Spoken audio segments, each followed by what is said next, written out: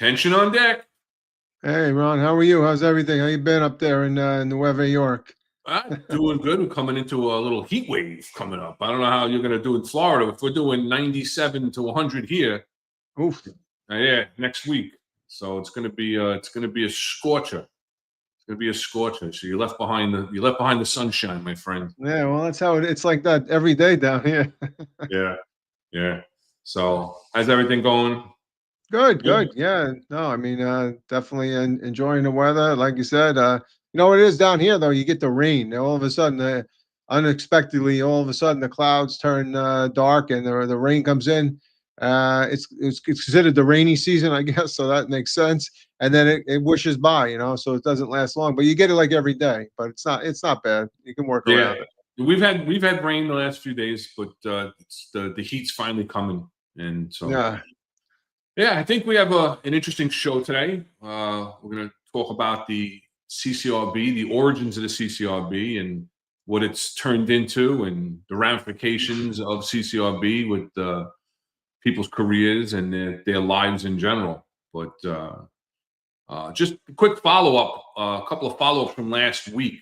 We had mayoral candidate Jim Walden on to discuss his citywide Department of Public Integrity. And the New York City Democratic primary is early voting has started, and so just wanted to throw it out there. We don't really do a lot of politics. We brought him on because of that one policy, but there's an open invite to any mayoral candidate if they want to come on and talk about their public safety policies. That open invite is there to any candidate for that. And also, listen, we're talking about the Democratic primary, right?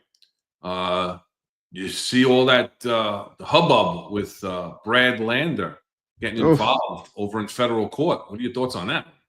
I don't know. You wonder why he even went down there, right, to get involved in that. Basically, is it another show? What was that? Senator Padilla, right? He kind of made a whole show of it. You wonder if that seems to be the new thing to do, to go to these courts and try to interrupt things that are being spoken about ICE and stuff. I mean, literally, he's grabbing on to the person that they're trying to take into custody. He's not letting go. I think he's actually asking for the arrest warrant, and ICE is trying to break it away from him. And I think they end up arresting him for I would imagine either obstructing government administration or resisting arrest. And Yeah, I don't think it's a good look. Not for a candidate, not for I mean, if or a comptroller, right, or yeah, for a senator. I mean, I don't think that they should be abiding by the law, right? Those are our lawmakers, right? Our senators and congressmen are our lawmakers. So yeah. It's he's holding on. He's locked his arm. He's asking for the judicial warrant. He has no right to ask for that judicial warrant. First of all, he's not an attorney, and he's not his attorney. He's not that migrant's attorney who they're trying to take into custody. And then he's making comments that they have no jurisdiction to lock up a U.S. citizen. They're United States Immigration and Custom Enforcement agents. They have law enforcement authority. They have police authority. He's obstructing a federal operation there. So I mean, listen, he's not polling well. And does this help him? Does he think this is gonna help him? Because he's gonna get people to Yeah, back him and say, oh, look, you are for immigration, or and people might say, oh, I'm glad that you were able to fight ICE, right? That seems to be the flavor of yeah, the day, right? So yeah. I mean, everybody, all the Democrats are coming out, siding with him because it's against Trump, and saying that the Trump's DOJ locked up Brad Lander and everything else. Listen, yeah, they're the Trump DOJ because they fall under the DOJ as ICE, but they're doing their job. That's their job, is to take him into custody. I don't know what he was wanted for.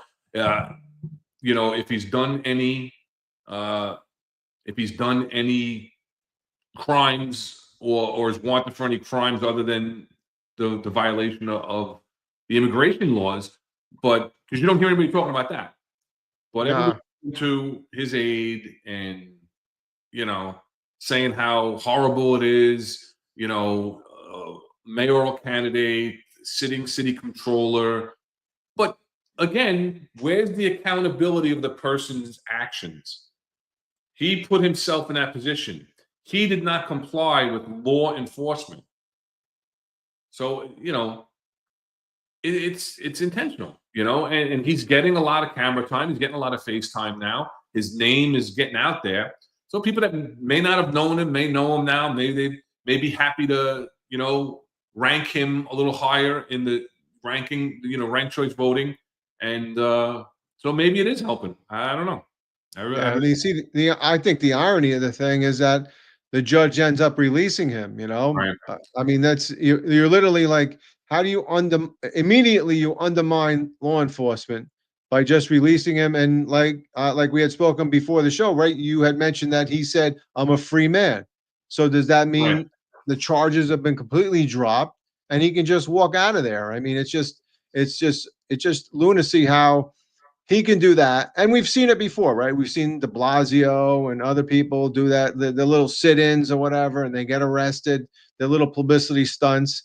But then to just pay no responsibility for it and just be the case completely dismissed. Hey, if I was the judge, at least I'd say, all right, I'll give you adjournment, contemplating dismissal. I'll do something or whatever. But just to completely wipe the slate clean, like he did nothing. Obviously, it's on video. We see what he Yeah. does. He's definitely doing it. And then just to let it go, it's just obscure that the judge would just throw that away. I mean, that's just that in itself is sad. It's a sad state of affairs. Yeah. And like I said, all the Democrats are jumping to his side and out there and getting in front of the microphone and talking about how, wrong it is and everything else. And even the Yeah. mayor, even Adams, saying, how he could relate because he knows how it is to be targeted by the federal government, so, Yeah. I don't know. I think it was completely intentional. I think he wanted that. Was it convenient? Do they normally in the hallways of federal court have that much media? Or Yeah. did he bring the media around? I don't know. Yeah. I don't know. So Yeah, he brings his little paparazzi and say, "Come on, come with me." And paparazzi going on, yeah, he makes his statement. That's my take, but who we. Yeah, no, I mean, it's just, I mean, let's see if he goes up in the polls. And the only problem I also see is that how many other candidates are going to do the same thing now? If he moves up, right? If he moves up in the polls and people say, oh, because we support him because he supports immigration, illegal immigration, he supports ICE. Oh, then how many other candidates are going to start doing that? Every day there's going to be a rush to block somebody or do something so you get the publicity. Just Yeah. Yeah. craziness. Yeah, it's theatrics. To be honest, Yeah. I think it is. I think it's theatrics. But there's a lot of stuff going on. A lot of stuff going on. You got in Minneapolis, you have that horrific double homicide of the state legislator and her husband, and then the second legislator and her husband were also shot, or him and his wife were also shot, but they luckily survived. Mhm. Possibly because of the great work of the local police department. Yeah, I think what they took the initiative on their own to go check any other congressmen or women that live in the area, and they actually end up rolling up on him, right? He's actually outside his fake police car in his Right. fake uniform. I think they emphasized the fake flashlight. I don't know why that was such an emphasis on that, but but he's at the door, right? And then when the two uniformed officers on duty confront him, he turns and starts shooting at them, right? So I Right. mean, he makes his entry into the location and I flees out the back door. But geez, kudos to them for setting the initiative, checking it out before, and their response. I mean, here's the thing. Other than that mask, I think all of us would be a little hesitant to shoot somebody that looks like a cop, right, in a uniform, and to me that's a big problem. That uniforms are so easily accessible outside, to the normal person, right? You could just walk into any of these shops, and some shops ask you for your ID, some usually don't, and you can just buy a uniform and you can start walking around impersonating a police officer. So there really should be something done with that. But just having that person turn on you and start firing, and that person's in uniform. I mean, for me, I would be like shocked, like what the hell is going on, But they acted very professionally and responded appropriately. They should kudos to them. Yeah, and as well as the follow-up manhunt. Mm, They actually, were able to capture him. Nobody else was injured. He didn't injure anybody else. I mean, obviously he targeted these two Democrats. They were Democratic legislators who voted, against the party line, and right. he took offense to it, I guess, whatever. But yeah, excellent job by both local and federal law enforcement to get him into custody before any other damage was done. So yeah, just thought that was something worthy of talking about. Also over the weekend, right? We talked about it on the last show. We were talking about the civil unrest and the scheduled protests for Saturday, right? The No Kings protests that was scheduled for all over the country. Would you think about the response in New York as far as I that? thought it looked like from the video that I saw, it was handled. Originally, it looked like it was a little bit out of control, but then I saw videos where the people were pushed onto the sidewalk. They were within pens. I saw Timmy Boudet there with his megaphone. Yeah, helping out somebody that was inside on the other side of the barrier, but wasn't against the Kings, was more pro Trump and stuff, and he kind of got caught in the middle, and Timmy kind of helped him out, and two officers actually ended up escorting him out of the area. But it seemed that they were able to control it in some respects. I think that they were able to at least appropriately respond to things that happened. Yeah. So, my takeaway with that was because of Timmy Boudet's actions. I think the best way to get chiefs, inspectors, deputy inspectors, and captains not to get involved is everybody has to have a megaphone. Right. If Keep they have one hand occupied at all times. one hand has to be on the megaphone, and that will see if once you have a megaphone, you're not grabbing people, you're directing. So I think Yeah. that might be the way to go. Look, I mean, he's directing there. So I mean, this might be the way to do it. This might be the way to control the white shirts and them jumping on everybody and be more of a supervisor. I just my thought. Yeah. I've been friends with Timmy for many years, and I feel for him because he's at every single demonstration you see him.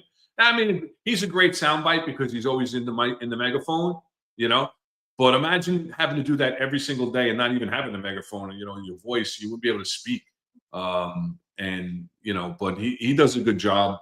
But I agree. I think that the NYPD took a harder stance, gave notice that they weren't going to take it. A lot of times, to me, it sounds like rhetoric, and it's blank words, where they're empty promises. But this time, it seems like they were promises fulfilled, where they had a plan and they executed the plan. Now, yeah, they gave up the street for a while, and that's part of the settlement agreement, right? If they're gonna go from point A to point B, we kind of overlook the disorderly conduct and vehicle and traffic infractions of blocking pedestrian and vehicular traffic. and allow them and guide them safely from one destination to another, which is what they did. And then they isolated the agitators in the crowd, made 80 arrests. I believe it was like 80 or 80 something arrests, and were able to control those agitators. And the good thing about identifying and controlling the agitators is that you don't get other people in the crowd to join in the fray. Because once you start losing control, and that's the problem I believe we've had the last couple of years. They talk about the thousands of protests that we have policed as the NYPD since the George Floyd 2020 Summer of Love riots. And I believe there we gave up the streets. We gave up the city almost to the protesters / rioters, and waited too long to move SRG in because of the settlement agreement, right? And now that the settlement agreement, technically the settlement agreement just recently went into full effect where it's binding, but the settlement agreement allows them to move SRG in at a certain point where they feel that it's getting out of control. So I think they made that call a little sooner to not allow it to completely get out of control. They kept them they controlled the crowd instead of the crowd controlling the police and having the police lose control. So I think, we're quick to criticize, right, when the administration or cops do something wrong, and point that out and point out how maybe we could do things better. I think that it wasn't handled perfectly, and it's going to be very difficult to ever handle it perfectly.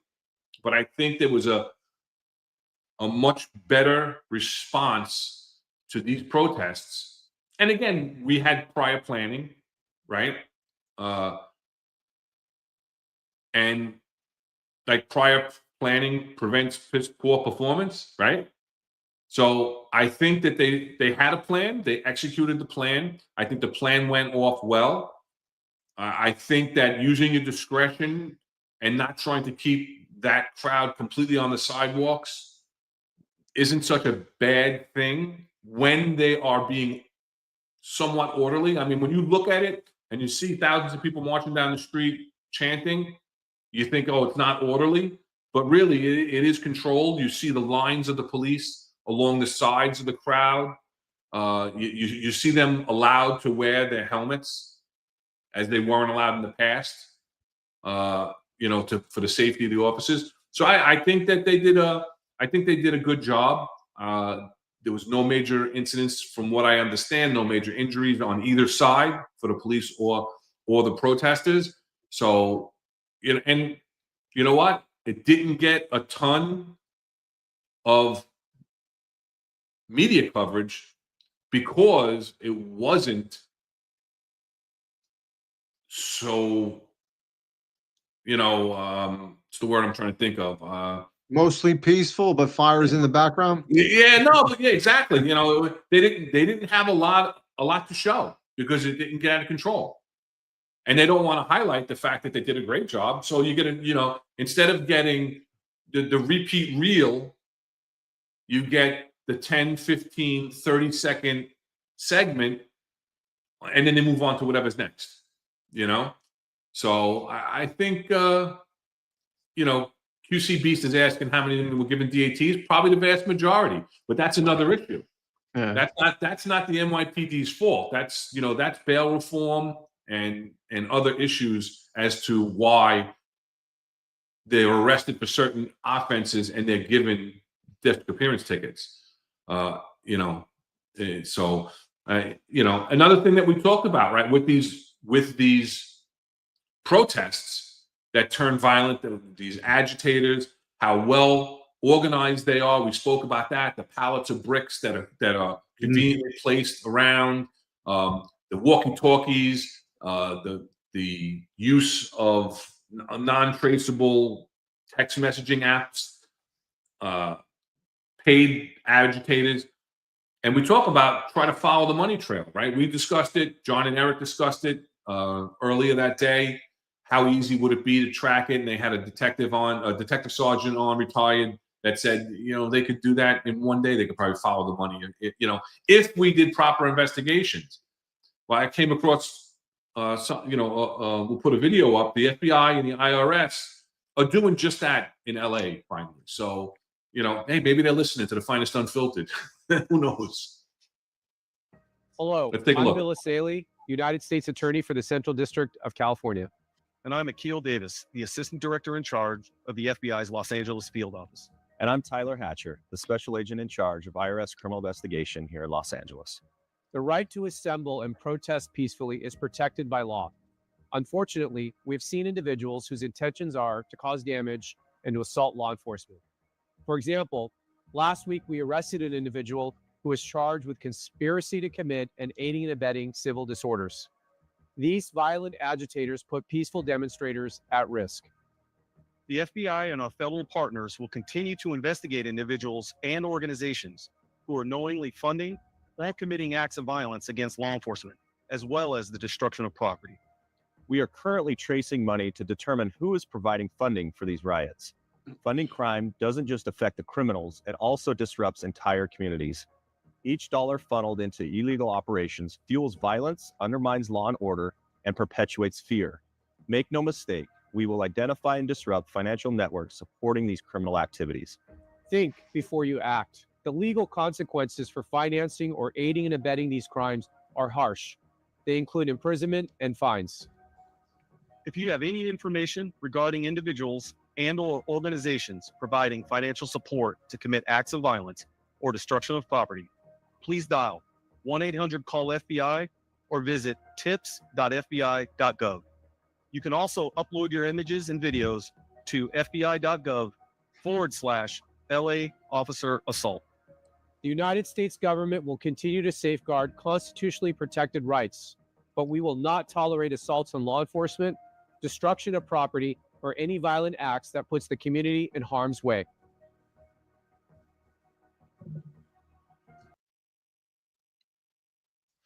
There you go.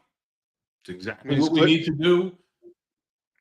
I was going to say, it's clearly something we spoke about, right? It's not really, I don't think it's a hard investigation. You follow where the money goes, who did it. Like you said earlier, a detective said that he could, within a day or two, he could find out exactly where all that stuff's coming from, right? You saw in LA a pickup truck pull up and start giving out these really elaborate masks. So I mean, it's not hard. You get the plate number, find out where. I mean, we do it on a regular criminal investigation, right? We find out where the person bought the duct tape, where they bought the hunting knife. All of those things are part of the investigation. So it's just now that people are finally doing that. And then I'll even say further that I suspect that these protesters get money, get paid for when they get arrested. They get paid to come. We saw those signs, were the beautifully printed signs, like you said last week. I think they made up in the basement real quick, right? It was just obviously they're able to do that. So I mean, to find out, let's really delve into this criminal enterprise, find out where all this information is coming from, and don't make it lucrative for these people. I mean, you talk about the George Floyd riots, right? There was the total amount of the settlement was $13.7 million, right? And regular people that got their name on that suit ended up getting like 20 grand or whatever. Others got more if they were injured. So I mean, it's definitely a lucrative business. So it needs to be stopped because things are being done just for money. Like I've said before, they bust people in. People don't even know what they're protesting most of the time. I've seen multiple people walking down the street saying 3 or 4 different things. There's no unity. But like you said earlier, when the person, when we stop the people, Johnny Diadama used to say, cut the head off of the snake. Once you cut the head off the snake, you're good. So that's what they got to do. You follow the money, and then those agitators that are in the front, you separate them and you arrest them for what you can, whatever you can charge them with, and the rest of the crowd will be calm and respectful, because now they know they've kind of lost their direction, but they're not going to be looking to cause any violence or any other type of problems. So yeah, I think it's a good thing. Yeah, and the thing is, like they arrested that guy. They found that guy and they arrested that guy in the pickup truck that was giving out those masks. Uh-huh. So with him, I mean, I believe that they'll have probable cause to be able to get warrants to go and look into his financial transactions, and a way of going back. And that's what they have to do. They have to figure out these people. What's the connection? People from all out different states are coming in, and but they, all their Venmo or all their, whatever is, getting money from one specific location is the common denominators. So, but Hey, and you can also think that by doing a debriefing or stuff and threatening them with the, his term for whatever he did, the distribution or whatever, they can get him on, that maybe he's willing to give up information, right? That's the only way you're going to get intel, right? Good debriefing. So that's another way you can get. Yeah, and Pam Bondi has said that the local law enforcement, criminal justice system, the district attorneys that aren't willing to prosecute these people, that the federal government is going to come in and under the riot statutes, they can prosecute. And you're not talking about the same, you're not talking, they're not getting DATs. Like the NYPD. When the feds are picking you up and getting involved, they're holding years over your head. So they're going to get people to talk a lot quicker. So, yeah. And then lie to a Fed, that's a crime in itself. So as soon as they catch you, right? How many, I remember a couple of guys that were on our job that got investigated by Feds. They were threatened right off the bat. If you lie to us, we're going to charge you with that. So you're immediately behind the 8 ball right there. So you can't, you give some BS story, they're already on it. So it's, they're not playing around. 100%. 100%. Yeah. So coming back to New York, let's something else that just popped up in the news, right? Mayor Adams and the police commissioner put out a statement, and the quality of life teams, the Q teams, right, from the quality of life division, the pilot program, you see what it did, right? Starting in July through August, pilot precincts yielded 7,500 quality of life calls, over 6,100 summonses, and 357 arrests in the first 60 days. So they're going to expand it throughout the whole city. It's going to go citywide now. But again, we've discussed this. We've had discussions in the past, right? And listen, I'd love to know out of those 6,100 summonses, how many of them were actually prosecuted and how many of them were dismissed. Same with the arrests, right? The response time for 311 calls has improved by more than 16 minutes. Listen. Well, just to interrupt you real quick, because out of the 6,100 summonses, if you go further down in the article, I believe 1,560 were Parkers. So I mean, that's what they're. A lot of them were oath summonses, oaths. And I think 932 were oaths, and only 872 were really the criminal summonses. But for those who don't know what an oath summons is a civil summons. If you don't answer it, there's nothing they'll do about it. Yeah, you could give your name Mickey Mouse. Sure. Yeah. But we've discussed the Q teams in the past and gotten into what's old is new again, right? The old conditions. Yeah, like John says right there. Yeah. It's what the conditions teams were, and so now they're recycling the cops, right? They're taking the summons officers, they're taking the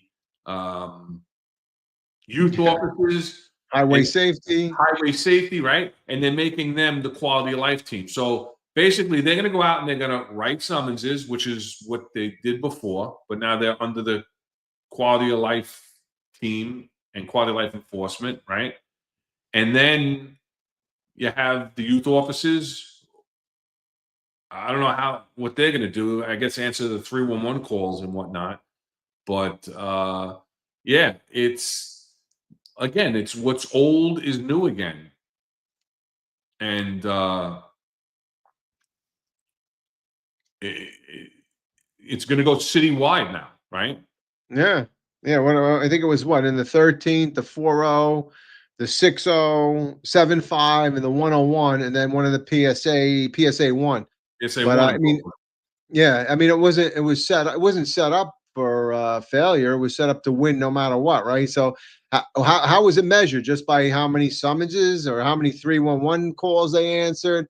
I mean, that first of all, right, as a commanding officer of the precinct, you knew your 311 calls and you were responsible for the respond, right? So I mean, I don't see how this is anything different. It's just that you're taking people that would have normally done their separate jobs and put another responsibility on them to go out and give more summonses for different things, right? Or are they asking a highway safety officer to go out and give, instead of movers, go out and give parkers also? Is it and don't forget how many parkers were drummed down because patrol guys don't give out parkers anymore. Right. So And anything would have been a great increase. Listen, Right? I remember when I was a CO, we had in our highway safety team, you had some guys that did parkers, some guys that did movers. If you had enough personnel, I was fortunate enough when I was a CO to be pretty well staffed. Today, I don't think that would be possible. But they went out and they addressed conditions. Like when I was in the 110 precinct, there was a lot of parking conditions around the mall, the Queen Center Mall, and around Flushing Meadows Corner Park, around the City Field, and things like that. So there were areas that we would target because of community complaints, and that's the same thing. And of course, you're going to be successful. Like you said, they were set up for success. When you're mandated by downtown, and they technically work for you, and it's said that they're going to be under the direction of the local commander, but yet they have to answer to the Quality of Life Division Chief and go to QStat. Are they really under your command and control? No, they become untouchable. No matter what your minimum manning is, no matter who bangs in, who has to go to details and everything else, your Q team has to go out and they have to answer the 311 calls so that they can go in the paper and say that 311 was reduced by 16 minutes, which sounds like a lot. But you know what? There were 311 calls that aren't answered for hours because they're unfortunately lowest of priorities because they're non-criminal and they're not crimes in progress. So they become low priorities. Just like people used to sit around and wait for an hour, 2 hours sometimes for a non-injury vehicle accident. Right? Now the NYPD doesn't even respond unless there's injuries or over $1,000 in damage and a car has to be towed. Right? They tell you exchange information. The police aren't going to come. Right. There's no dispute or whatever the case may be. There has to be certain parameters, but we don't even respond to that anymore. You know? So, again, what's old is new again. But they're getting the direction from downtown, the Quality of Life Chief, right? The chief of the Quality of Life Division, which I don't know if that's a 3-star position. I'm not 100% sure. I don't think he is, though. I think he's a 1 right now. I don't know. Did he ever make 3? I don't know. I don't. Not yet. When it expands, we don't see all the orders. We only see what people send us. It's coming down the pike this month. Watch. Oh, you never know. You never know. But another thing that came out was an article about the last push for quality of life enforcement, right? And who was that about? That was the CRT, right? So you have troubling and unconstitutional conduct, right? ProPublica put out a report, put out an article and highlighted that. But now the Federal Monitor actually looked at the audit, and the Federal Monitor, right? Yeah. See, a monitor appointed by the federal court has found that the New York City Police Department unit has been unjustly stopping and searching New Yorkers, almost all of them Black and Hispanic males. I believe it was 97 or something, 98%. It's down further in the report. The report on the NYPD's community response team echoed a recent ProPublica investigation that found the unit, championed by Mayor Eric Adams, has been ridden with abuses. So here I highlighted in red on purpose because that the CRT was initially created in the early days of the administration to focus on so-called quality of life issues such as illegal motorbikes, right? And the office has been stopping and frisking and searching unconstitutionally, Scroll up a little bit more, and then, right, they found 41% of the stops were unlawful. So they're saying they had absolutely no right to stop them. And a much higher percentage than any other unit in the NYPD. And the reason I bring this up is because, again, that unit was put together to attack quality of life enforcement. They were kind of given carte blanche from Chief Shell, Kaz Daughtry. Kaz Daughtry and would go out with them.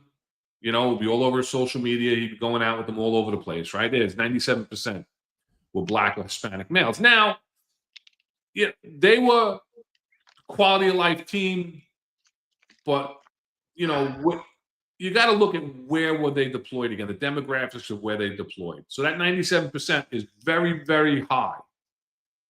But where were they deployed? Still, 97%, no matter what, it was a citywide unit. So if you're looking at a citywide unit, it's 97%.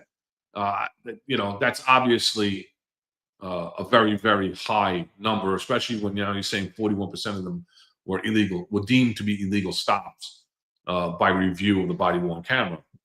So it's troubling just to look at that. And like I said, the reason that we're bringing it up now is almost like a warning, right? We always try to find, we look at a situation, we look at a problem here on the executive perspective, we try to find a positive resolution or to try and give advice to the members out in the field, how they can do things better, keep themselves out of trouble, do their job safely, and perform their job and come up with positive results without, falling into certain traps. And the CRT team was given a very long leash, and it didn't work out very well in the long run. They came up with numbers and everything else, but so did, in the 90s when we were writing 250s and C-summons to every single person, we got ourselves in a little bit of trouble. Crime went down, but we got ourselves in a little bit of trouble, and it was absolutely an abused policy.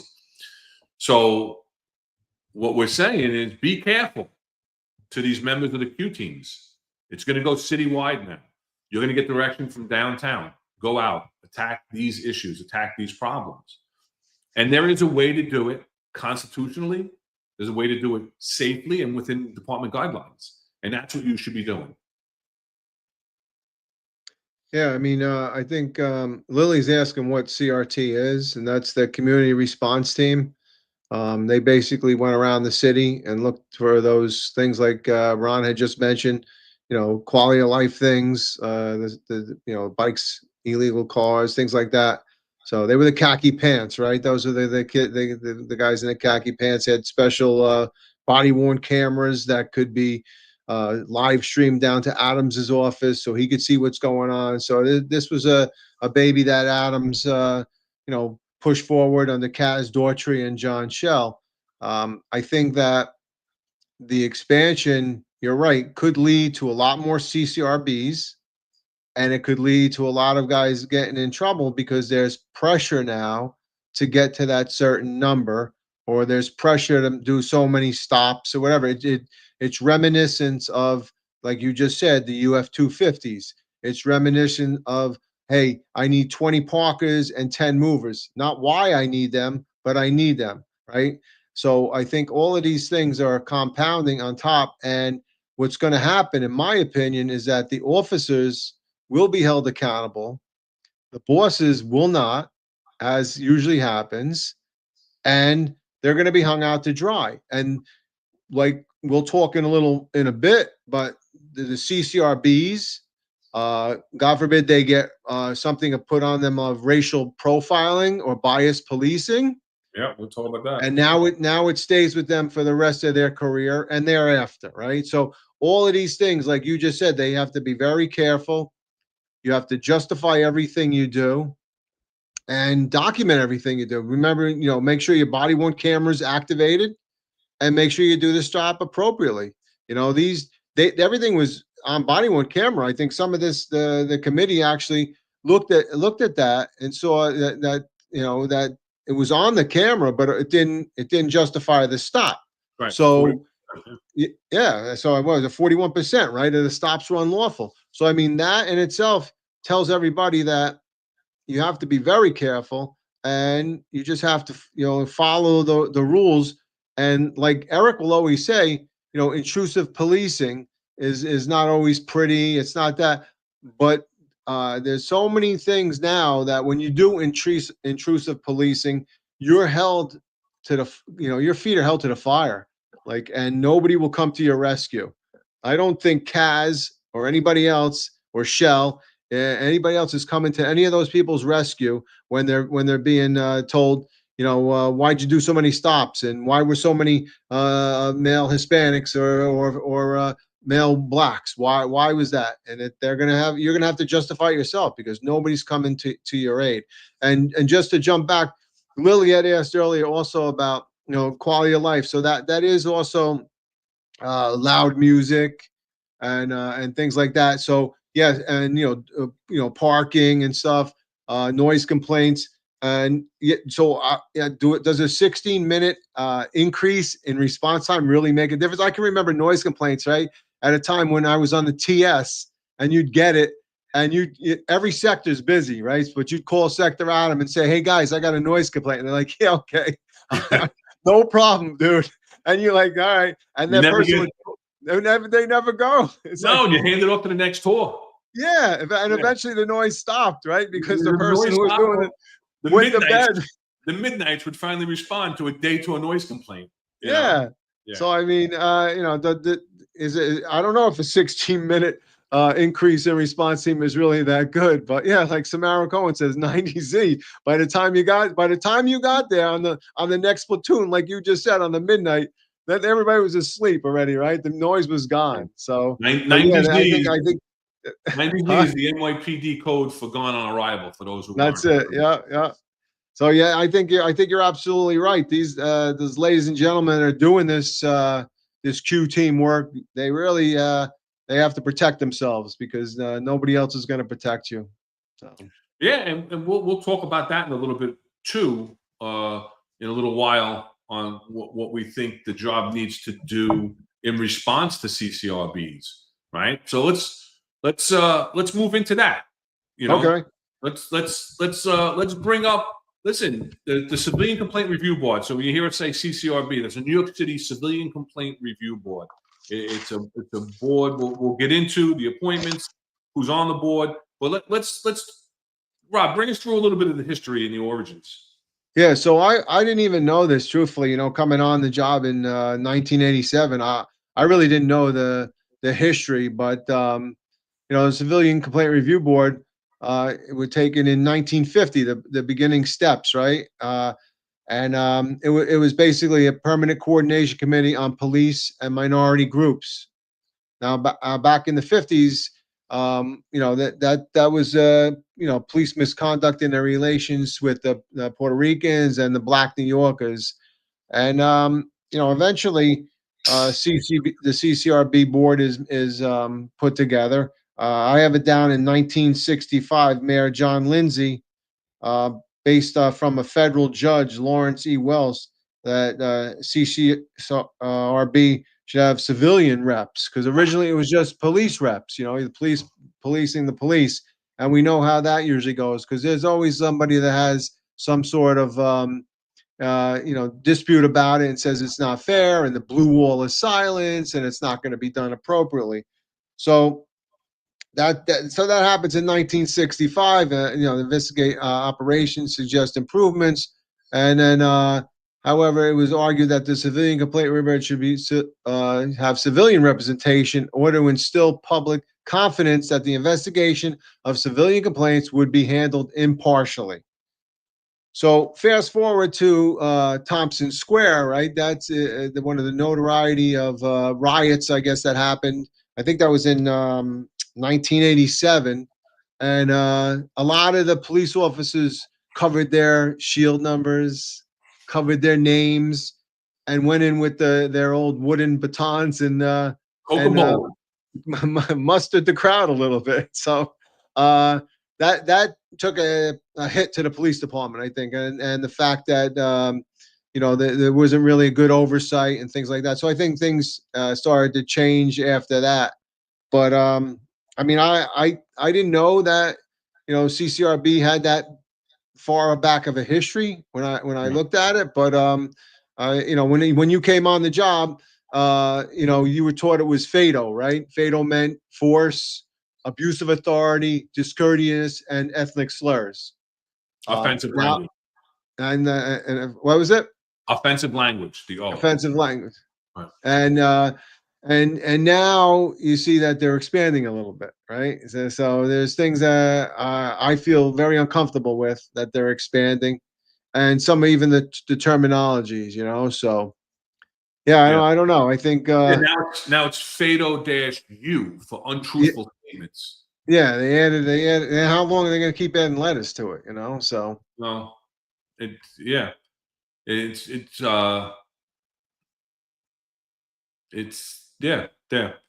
So the appointments to the board, right? mhm. So the board has 15 members who all have to live in the city and reflect the diversity of the city. The 15-member board governs the CCRB with 5 seats appointed by the mayor, 5 appointed by the New York City Council. I highlighted this differently, and I'll get back to it. 3 designated by the police commissioner, 1 appointed by the public advocate, Jamani Williams right now, and 1, the chair, is jointly appointed by the mayor and the city council. And the reason why I say 3 designated by the police commissioner is because they're just designated, but they are technically appointed by the mayor. So the mayor has, of a 15-member board, has say in 9 members, right? 5 that he appoints, 3 that are from the police committee, designated by the police commissioner, but if he doesn't appoint them, is the police commissioner going to get their designations, right? And they're the only ones that can have a law enforcement background. Yeah. The other 12 members can't come from a law enforcement background, right? So you have the 3, and then the chairperson is appointed by the mayor and the city council together. So the city council has say in 6. The mayor has say in the other 9. So personally, depending on who the mayor is, we'll talk about how we feel about the CCRB and the way they do their investigations and the way they come up with their findings and what their substantiation rates are and what discipline is recommended by them. But if you have a mayor that really wants to make a change in this organization, they have a lot of say in the CCRB. Again, they get 5 appointments. They appoint the 3 designated by the police commissioner. And they also have a say in who the chairperson is. They appoint the chairperson in conjunction with the city council. So, there is a chance for the tone of CCRB to change. There is an opportunity for the tone to change. And Samara Cohen brought up a point before that CCRBs have gone down because of body-worn cameras. And we discussed that in our body-worn camera podcast.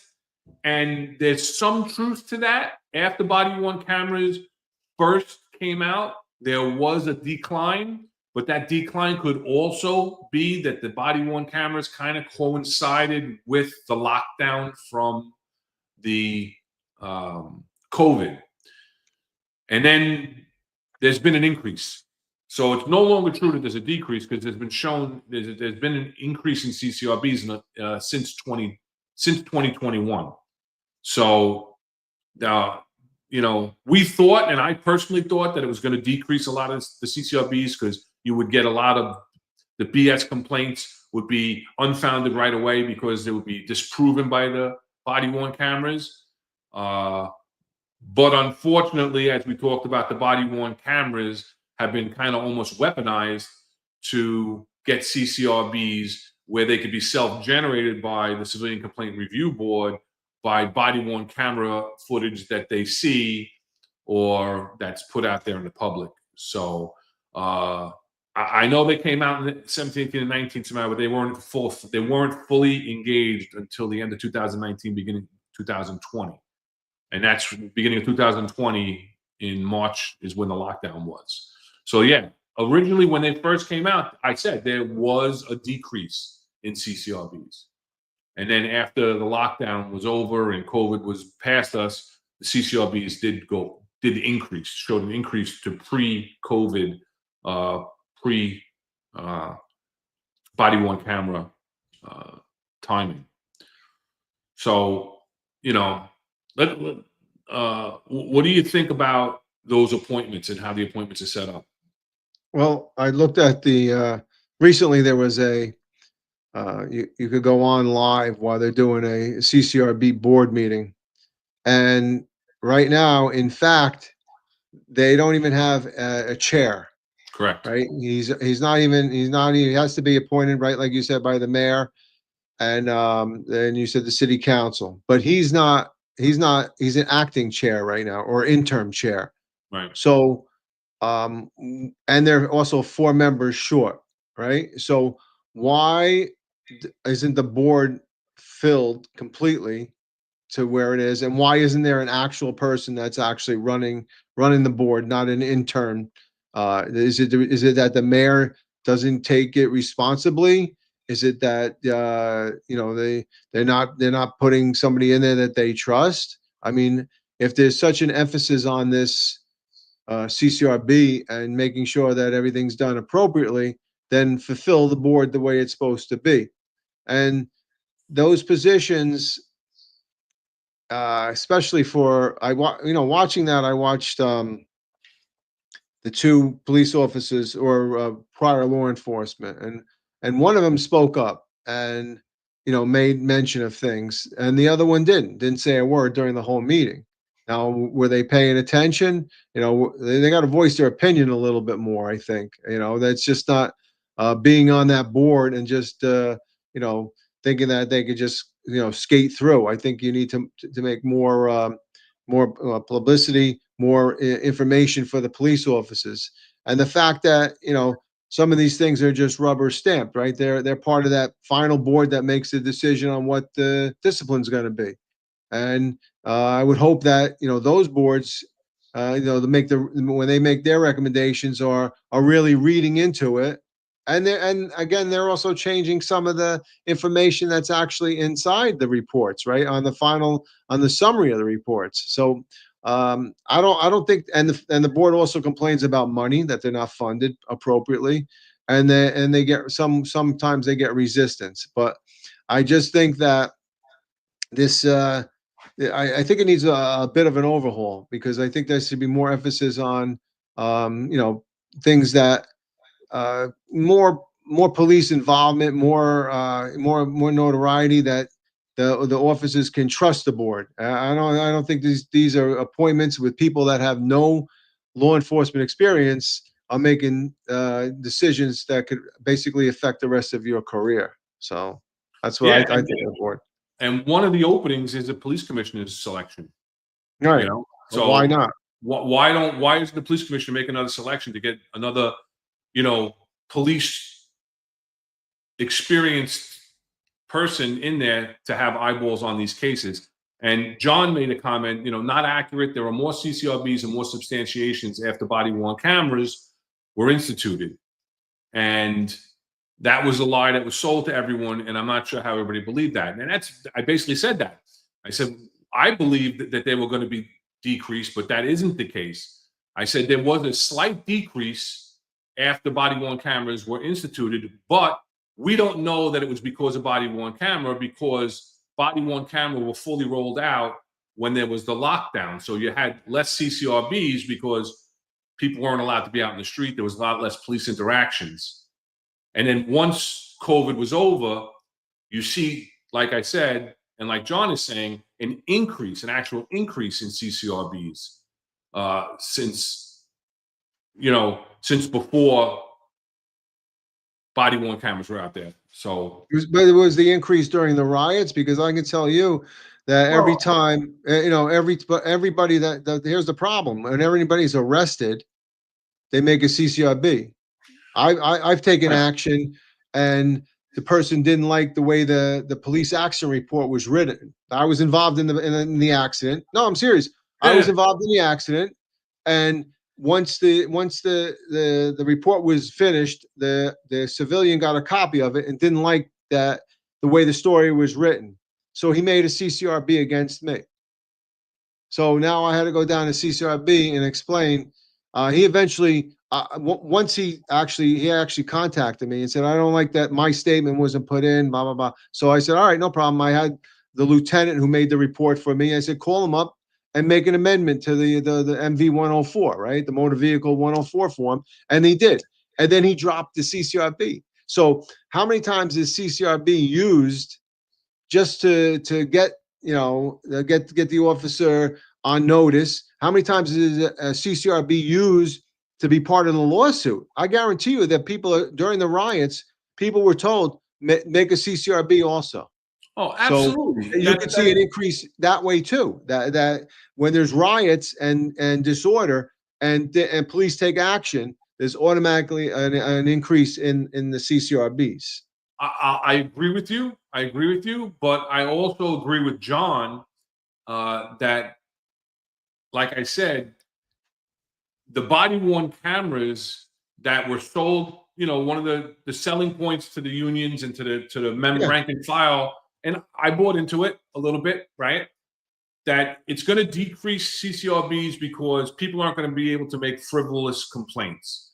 Well, we've seen that frivolous complaints wind up being substantiated, and the body-worn camera, unless it's blatant, isn't going to really come to your aid, because they sit there and they go frame by frame by frame, and they're not looking at things from the view and the perspective of the officer in the timing. And we're going to get into what the city council says about their investigations in a second, and hold on in a second. But I believe, and it's been shown, that they're using like I said, they're weaponizing the body-worn cameras against the officers for CCRB, that they're taking body-worn camera footage that they get in regards to investigations and adding on further complaints by watching body-worn camera, adding additional subjects to cases because of body-worn cameras. So the body-worn cameras are being used to identify officers, which, listen, if someone's involved in misconduct, I have no problem with that. But using the body-worn camera to, basically just fabricate and come up with their own self-generated complaints when they don't even have a complainant, I'm against that. I agree. And I know for a fact during the riots that was done, because what they did is they reviewed people that made the complaint, they reviewed the body-worn camera, and then they looked in the background and saw something that they didn't think was right or justified. Again, they didn't have the complaint. They didn't have that complaint. They had the original complaint that's on the body-worn camera. And I know guys that went down to CCRB and were asked to identify officer who's behind him, behind this guy. Who's that? Right. Who's that? And there was no complaints even against them. So absolutely, are they using? They have weaponized it. I totally agree. But like I said earlier, I also believe that the public in general weaponizes CCRB too, when the complaint really isn't it really isn't warranted, but they'll make a complaint just so that they can document things and for themselves for a lawsuit or something, down the road. So, but no, I do not disagree with you or John, that I totally agree that yes, we were sold a package of goods, but it didn't happen that way. It happened that they were able to use things and generate and self-generate things that weren't even really complaints. Absolutely. Yeah. So we're about an hour. We're exactly an hour into the show, and so let's hit that like, share, and subscribe. No matter what media you're watching on, please, if you're on X, share and repost. If you're on YouTube, hit that like and subscribe button. notifications. It all helps with the algorithms, helps us get the show out there to other people. If you like the content, we appreciate the comments. We appreciate the interaction. We like, as you can tell, we like to interact with the comments, people in the comments. So we appreciate that. Well, let's look at that video now from the CCRB City Council meeting last year, and just listen to the back and forth. I'm not even going to set it up. We had some hearings in the last council after the riots, and I just remember when the police did testify, I asked Commissioner Shea at the time how many police officers were hurt during the riot. He said nearly 400. Also, we had 350 police cars that were damaged. 15 were set afire, and about $1.1 million damage. Do you take into consideration, and I've been in a riot before, so I understand what it's like, where people are coming at you from different directions and things are being thrown, and it's just mayhem. And how people react is very different when it's like a free-for-all, essentially. So with 2,000 arrests, in some of those riots and some of the video that I've seen, and you have access to video, do you kind of judge where the situation is out of control and human beings act differently, both on both sides? That there are situations where self-preservation kicks in. Do you take that into consideration in your agency? Let me answer that first, and I'll have John respond. First of all, as members of the CCRB, as I mentioned already before, there's 15 members, 5 that are appointed by the mayor, 5 by this body itself. The 3 that are designated by the police commissioner, 1 appointed by the public advocate, and 1 that's jointly approved by the chair. We do not make judgments. We have a team of investigators who are trained, who look at body-worn camera footage, who do interviews, who do very extensive work, and it's presented to us. And based on the police patrol guide, there's a recommendation that's made to us about whether the case is substantiated, and then we vote as a panel on that. It is something that is presented and vetted to us. It is not based on our personal opinions, and so that's not what we bring into this case. So we look at it as based on how police officers are interacting with the community, and if there is abuse, if there is excessive use of force, if there's offensive language, or there's other issues that are at play. That is what we're making our recommendation on. So it's not based on a given situation, but by the evidence that's presented. So it's not based on if I'm getting bricks thrown at me or firebombs thrown at me, and there's no situation where self-preservation kicks in. It's just sort of, don't curse at me, or don't speak to me disrespectfully. And I'm trying to get the situation that you have to take in everything that's going on, not just an isolated incident. So, like, what was the situation at the time? Were the police under attack? Were cars being burned? Was property being damaged? This all has to be taken into consideration. That's all I'm saying. Mm-hmm. And I do wanted to restate, it's the Civilian Complaint Review Board. So what we are looking at is when a civilian interacts with the police department and they feel as if their rights were. It is about our work is about the civilian. Our work is about the civilian. So they don't take into consideration any other factors, really, unless it's blatantly clear that the civilian is not telling the truth. And he brought up a great point. We're getting bricks thrown at us. We're getting firebombed, during the 2020 riots, right? They were burning our cars. You had those 2 lawyers that came from, where were they? Were they from upstate or somewhere? And they threw the Molotov cocktail at the van full of cops. But they shouldn't curse. They shouldn't be disrespectful to someone who's trying to kill them. That sergeant or lieutenant that got hit with the brick, and the cop ran over and grabbed the perp. I'm sure that cop got a CCRB for excessive force, right? But where's the due process? They're not saying that there's due process. And like Eric and John talk about it all the time, where these cases seem to be reverse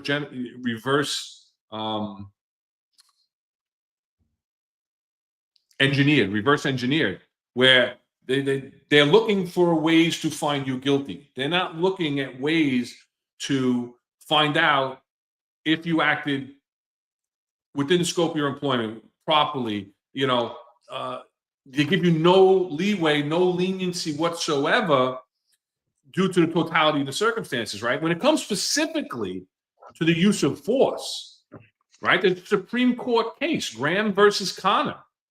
And it says that you have to look at the reasonableness of a particular use of force must be judged from the perspective of a reasonable officer on the scene rather than a 20/20 vision of hindsight. And that's what they do. They go back, they look at body worn camera, click, click, click, click, click. What am I doing? I'm going frame by frame. I'm not even going in real time. Forget about putting yourself in the eyes of the police officer who's a human being in a uniform. They're just looking. Click, click, click, click. Up. There it goes. He used too much force. In the view of the civilian that was resisting arrest, he used too much force to take that person into custody, right? Like you said earlier, police work is not always pretty. You kind of think about who's investigating it, right? So you got these kids. I mean, the requirement to become just an investigator, you have to have a bachelor's degree.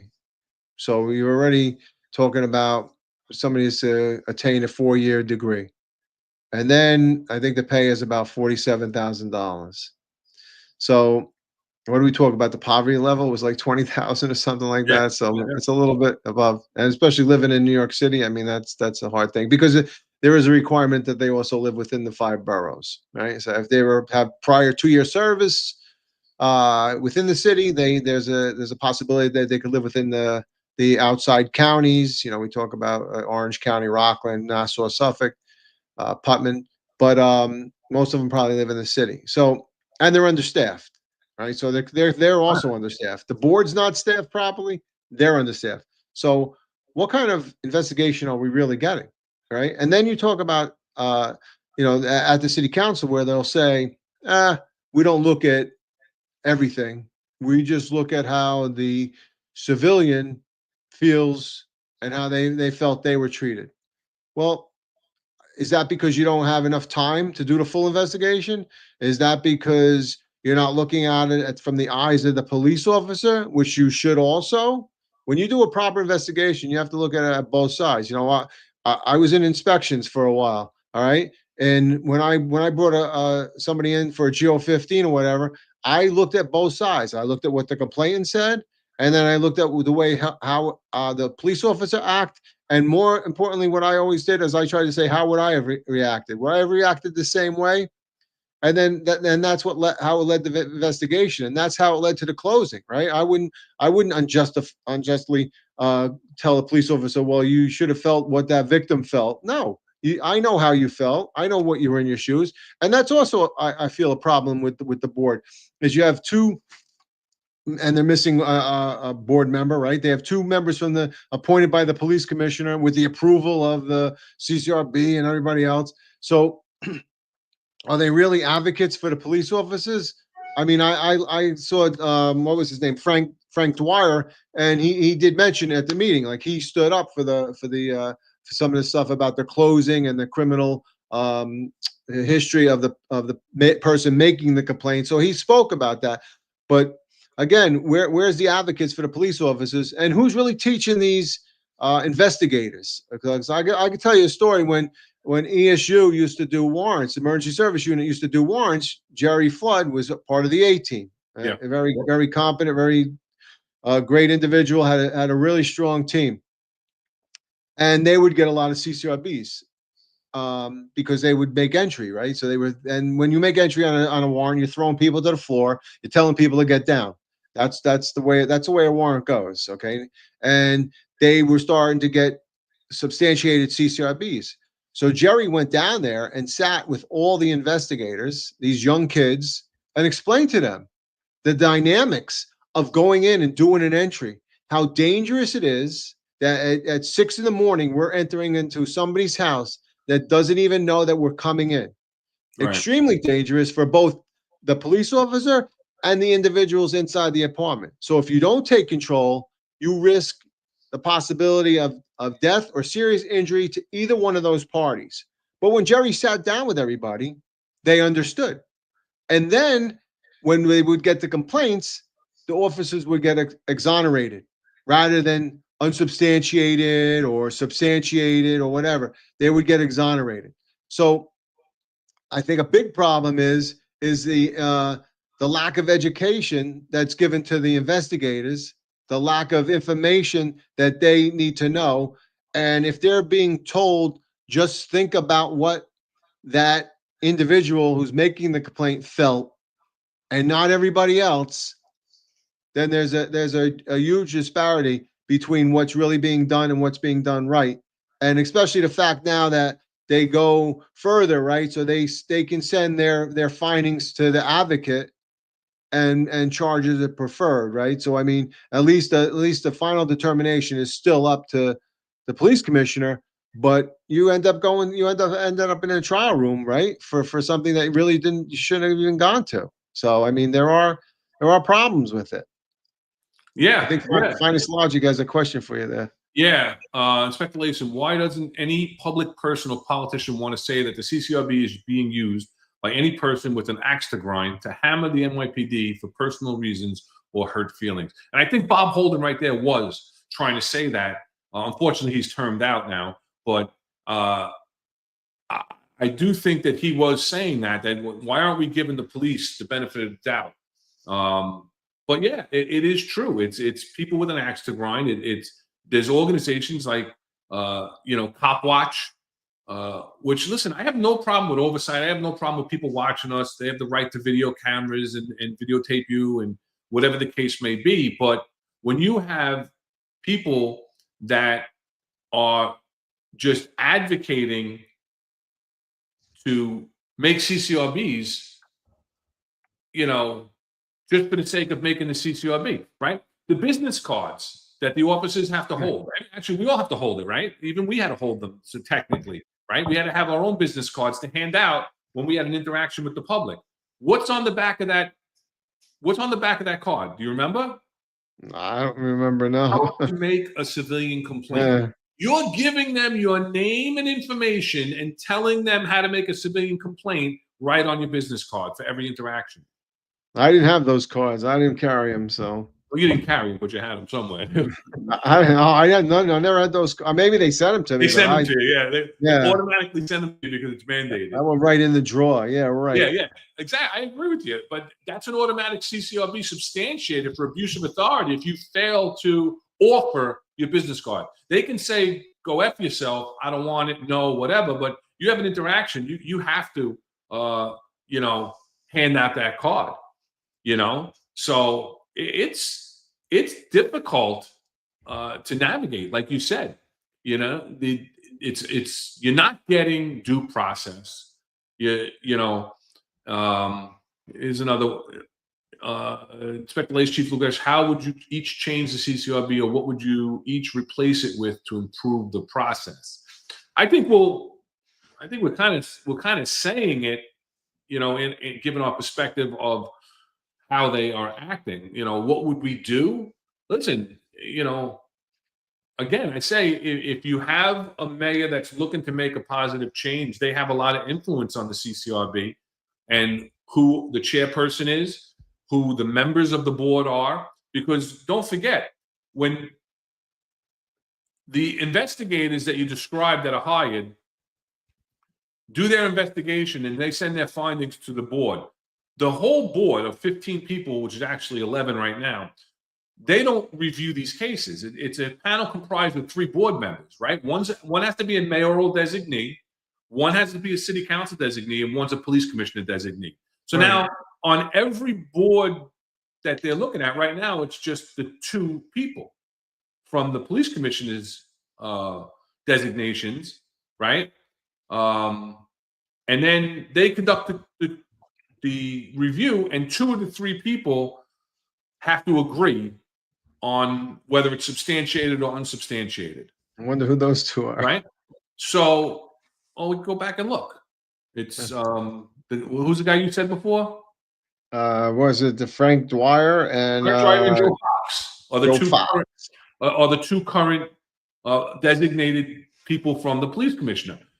But you have influence on who's on the board, and depending on who's on the board and who the executive director of the board is, they could be given direction.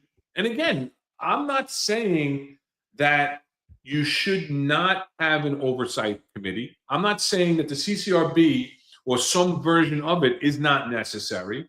I'm not saying that we should be free willy-nilly out there doing whatever we want to whoever we want, however we want. I'm not saying that at all. And I don't believe you are either.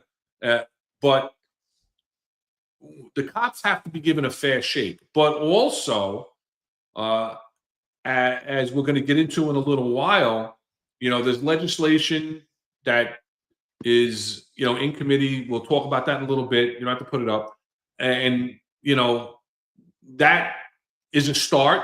It's not the answer. And it's not, I don't think it's inclusive enough and deep enough and gives enough freedom. You have people like Jim Walden, who's running and has a plan to take away some of the more serious investigations from CCRB and put them into his citywide Department of Public Integrity. So yeah, they have to.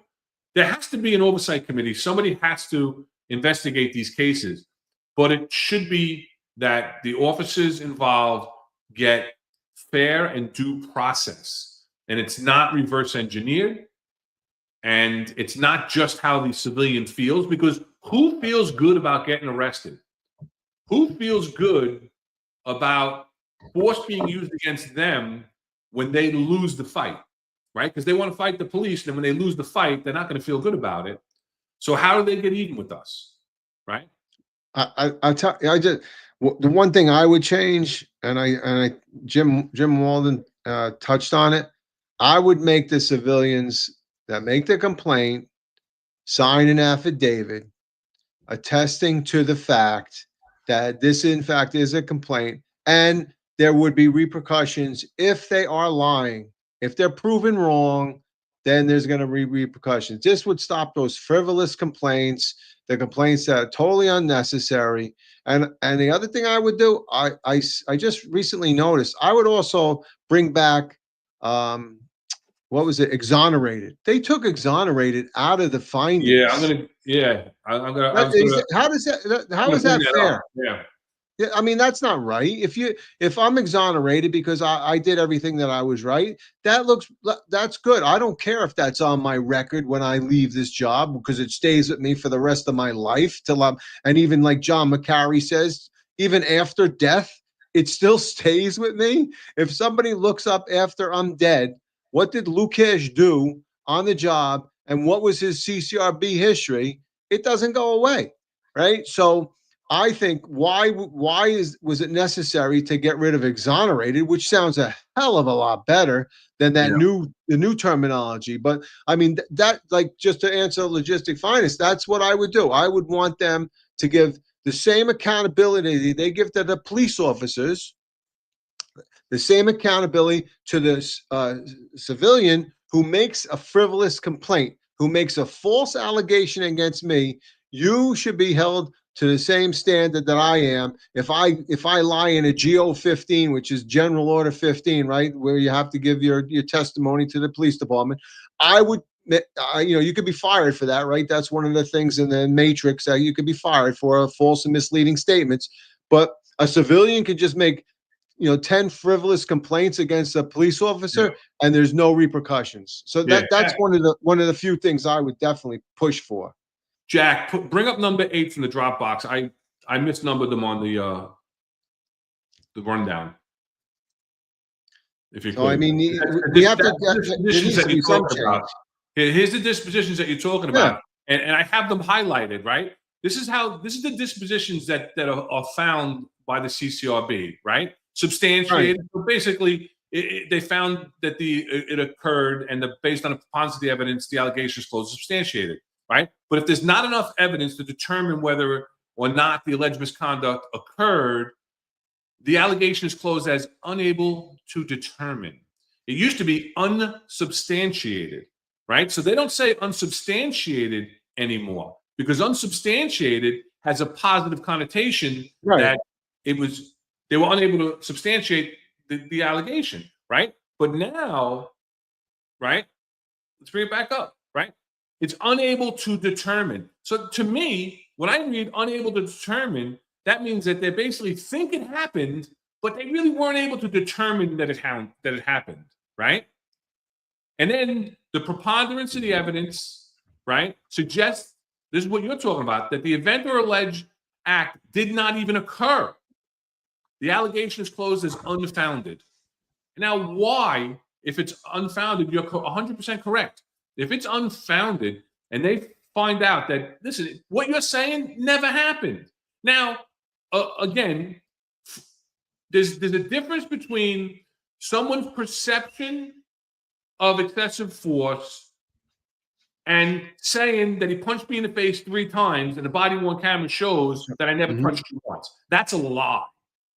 To say that they used too much force to put me into custody, and then the video shows that you were fighting them and they used the appropriate amount of force, then that's not unfounded, right? Then let's go back because let's get to the next one. This is the one you're talking about, right?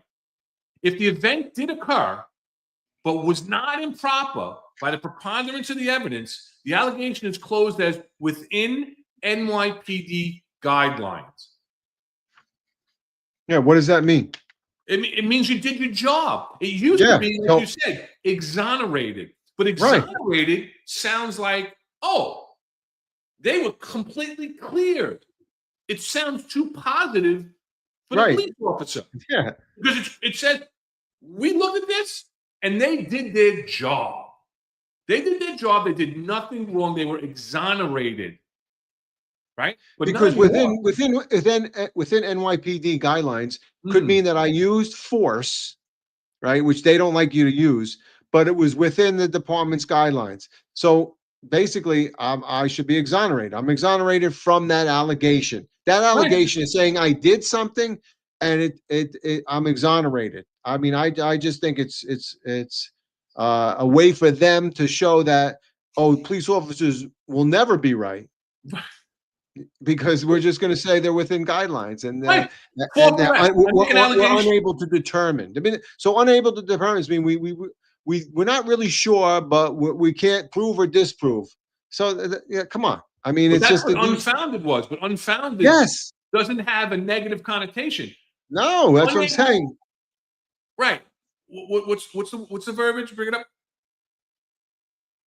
The unable to determine, right? Unable to determine. I can't even think about it because it's new to us, right? Unable to determine. That is telling me that I believe it happened, but I just can't prove it. And that's not what it means. It means I can't prove it, I can't disprove it because I don't have any evidence on either side that completely proves either way.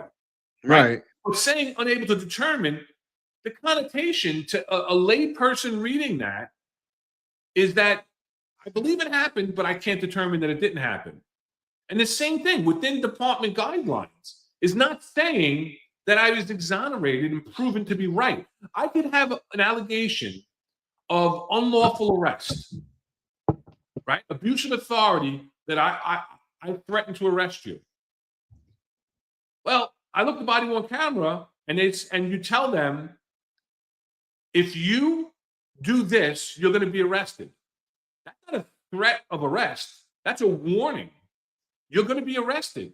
And then they do it. So you did what's within the department guidelines, right? You're told when possible to announce that you're going to arrest somebody, right? We never do it because we don't want to give up the element of surprise and give them an opportunity to formulate an escape plan or anything like that. But it's horrible. It's horrible, the verbiage that they changed this, and again, I messed up. So all the other numbers are going to be off by one, Rob. I just go real quick. I like what Simply says. I think that could be used for an allegation where it's a false allegation and make it alleged allegation be fabricated, right? So if you have fabricated a complaint against you, then you know that it was a false allegation against you. If body worn camera or witnesses show that this person is clearly lying, why can't I have that? Why can't I have the allegation was fabricated and I'm exonerated? I mean, show that this person made a frivolous complaint. Let's show some accountability to the people making the complaint. But yeah, I don't know why the term because it's about the civilian's point of view. It's about the civilian. I know. How do I feel? Said it.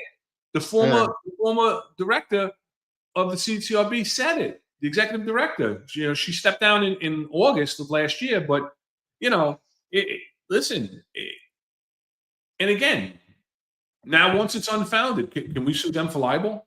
Yeah, it could be. Right? Yeah. So let's look at the substantiation rate and the discipline that they give out. Because don't forget now, they were given the authority, the power and the authority to give discipline, right, within the disciplinary matrix.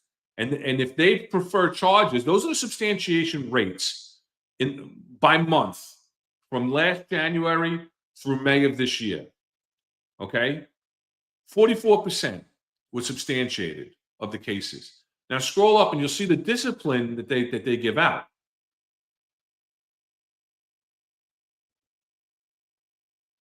Right? So blue in the bottom is charges. So that's charges and specifications where they actually go and prosecute you in the trial room. It just doesn't tell you the substantiated rate of any of this. Okay? And then the red and the yellowish orange are command disciplines that are given out, which is, supposedly a non-formal form of discipline, but it's still discipline, where you could lose for a command discipline Schedule B up to 10 days of vacation, 2 weeks pay you're losing, and 10 days vacation.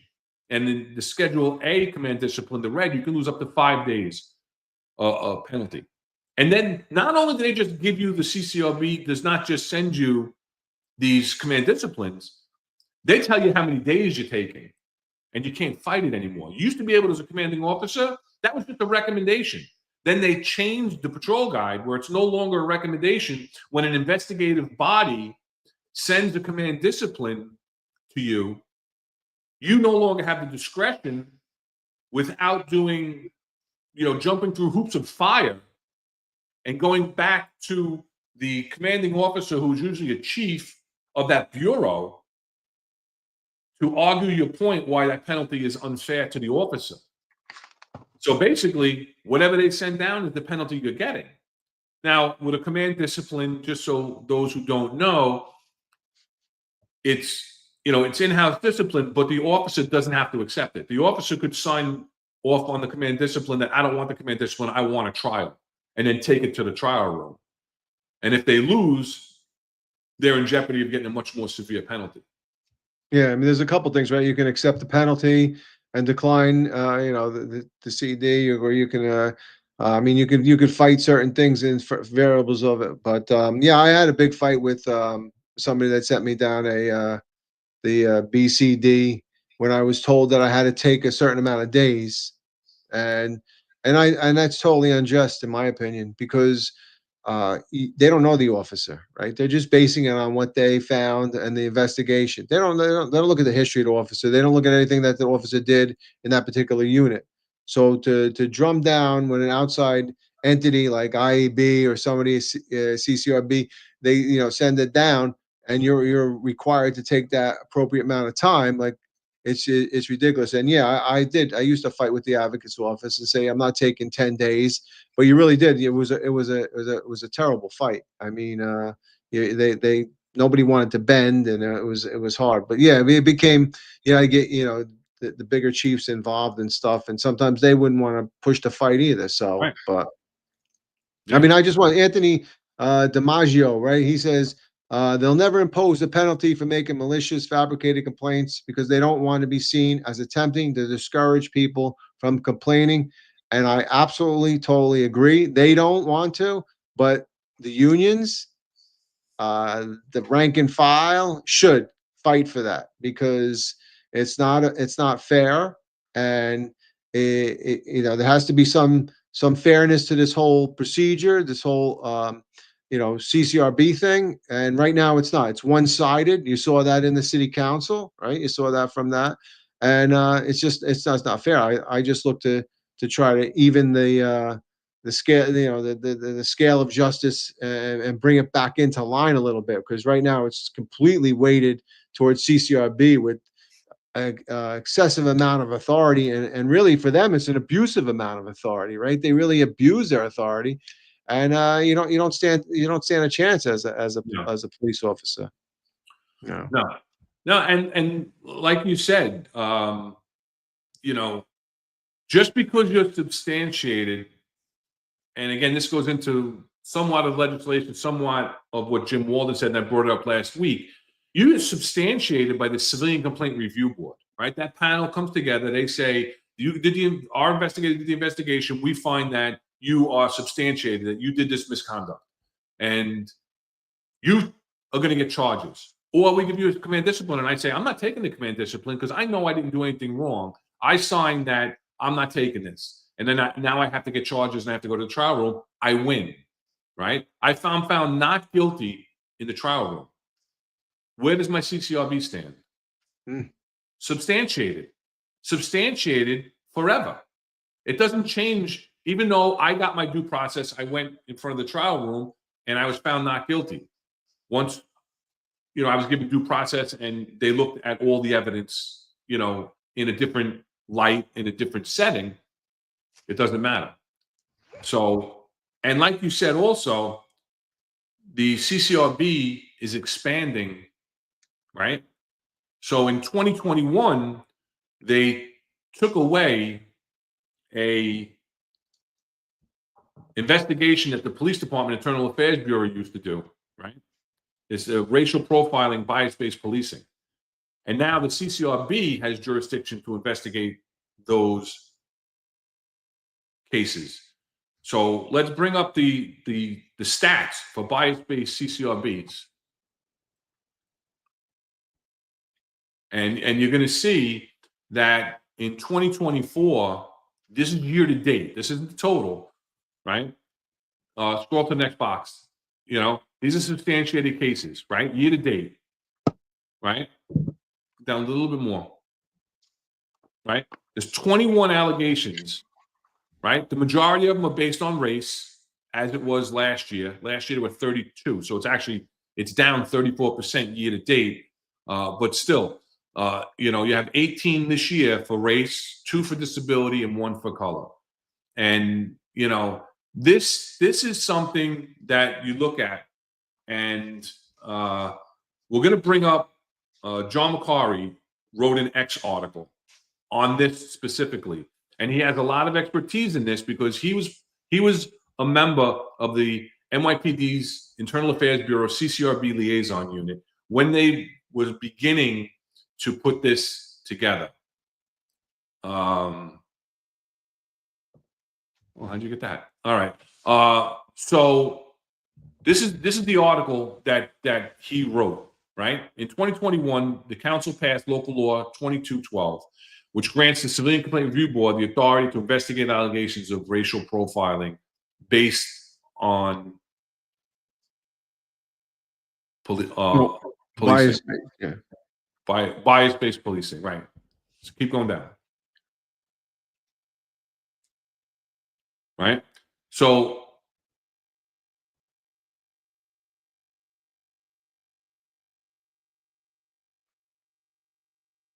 yeah, you have this, and it in 2024 there were 62 substantiated complaints where people received charges, and 1 case where they got a command discipline.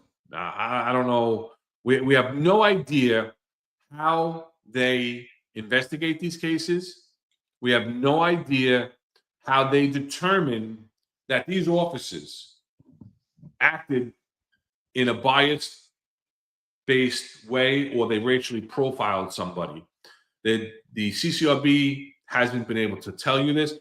I know that they have a data scientist on staff that they use to look at the amount of stops that the officer does, and in relations to the specific races and other, protected classes that they look at.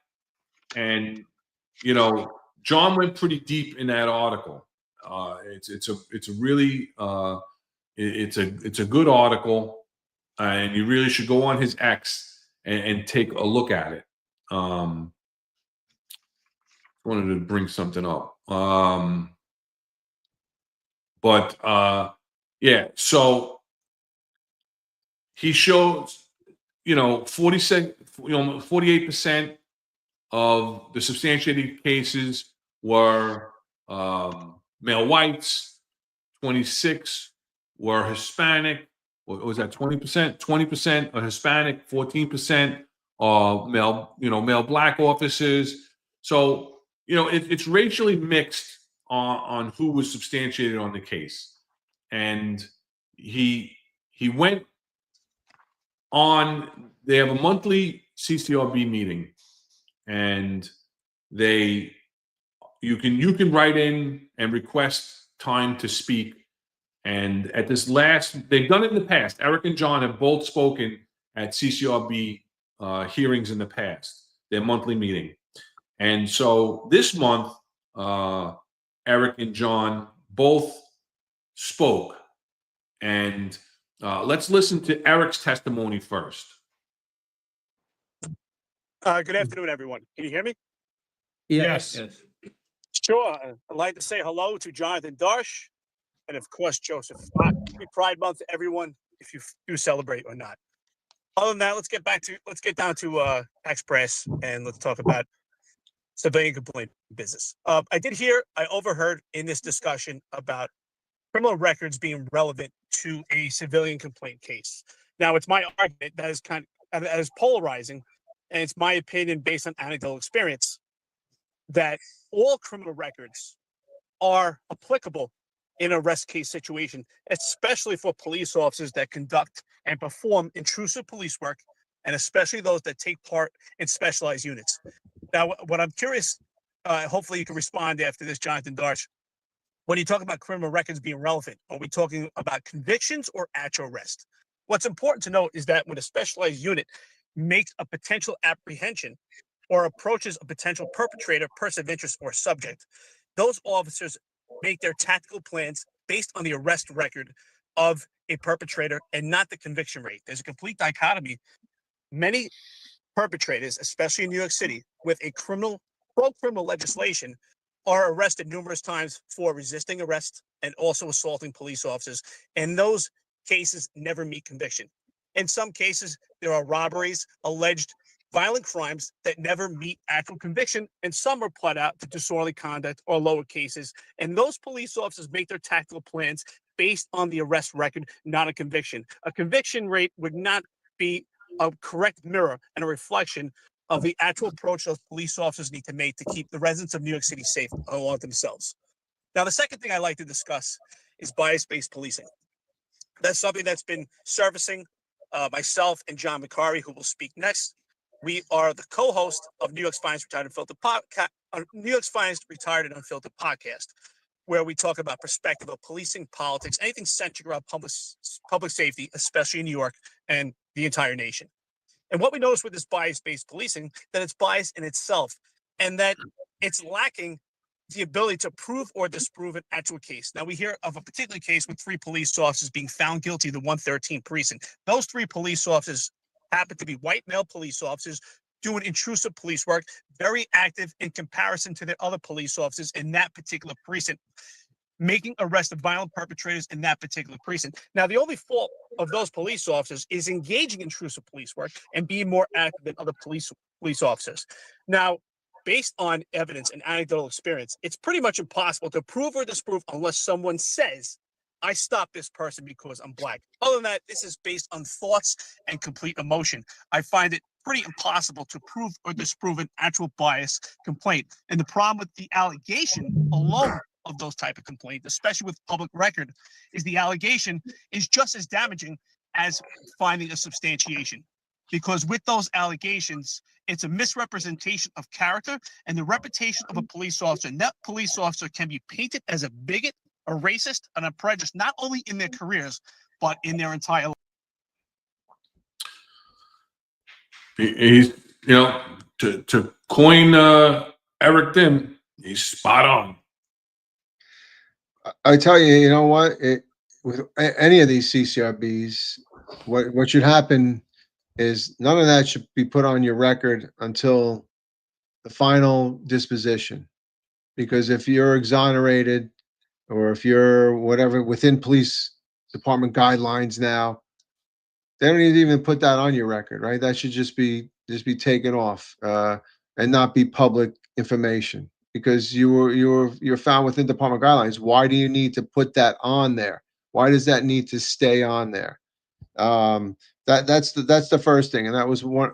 Just to touch with logistics finest earlier. When what else could you do? I mean, that's the other thing you do. So it's not public record. It doesn't need to be public record. If they're taking the victim's criminal history out of their summary findings to protect them, right? So that I guess so when the board reads it, they don't look at it and say, hey, this person has a criminal history. Maybe he's not or she's not telling the truth. And they don't want to side with the officers. They take that out, but they'll put in the officer's previous CCRB history. And if they're on the Brady list. Right. And you can't testify or whatever. I mean, all of these things are completely against the against the officer. And then to with Eric, absolutely spot on, right? I think the response by the one of the chairperson is that we're gonna play that next. Yeah. Well, I just want to verbalize it real quick because it pissed me off because no, I really did because it said that an Asian woman, I think she was taken into custody or whatever, and the complainant was a sanitation officer.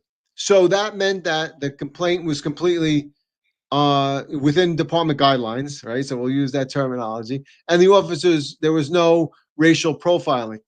What that means to me is, like Eric always says, intrusive policing, going out and doing your job on your own. Had those officers done this on their own, and maybe it wasn't an EDP, maybe it was something else, but had they done this on their own, or even if it was an EDP and they just took the person into custody on their own observations, then that may have classified as racial profiling. Because the only way that they say that it's not is because the complaint originated from the sanitation officer. So they're saying when an officer thinks and does things on their own, that's no good. You have to be told. So what are they teaching the young officers? Don't do anything and wait for the 911 call. And it's not conducive to reduction in crime or making the city safe. I mean, it's totally asinine, in my opinion, that you would even say that. And that was a piss poor example that he used. But if you want to play that, Ron, the response from the CCRB board to Eric's question was, I don't know. The comments about racial profiling.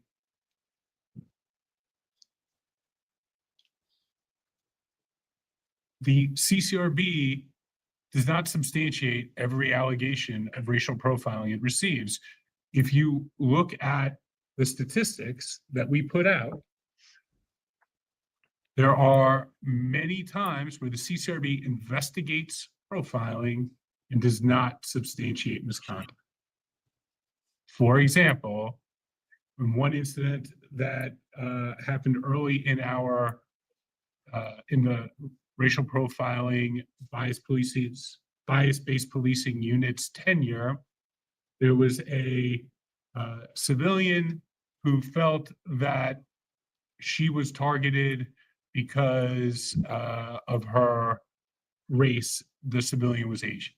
We were able to determine that the police became involved in the situation because they were called by sanitation worker who was engaged with this civilian and was concerned about the civilian's behavior. So the CCRB takes these allegations very seriously.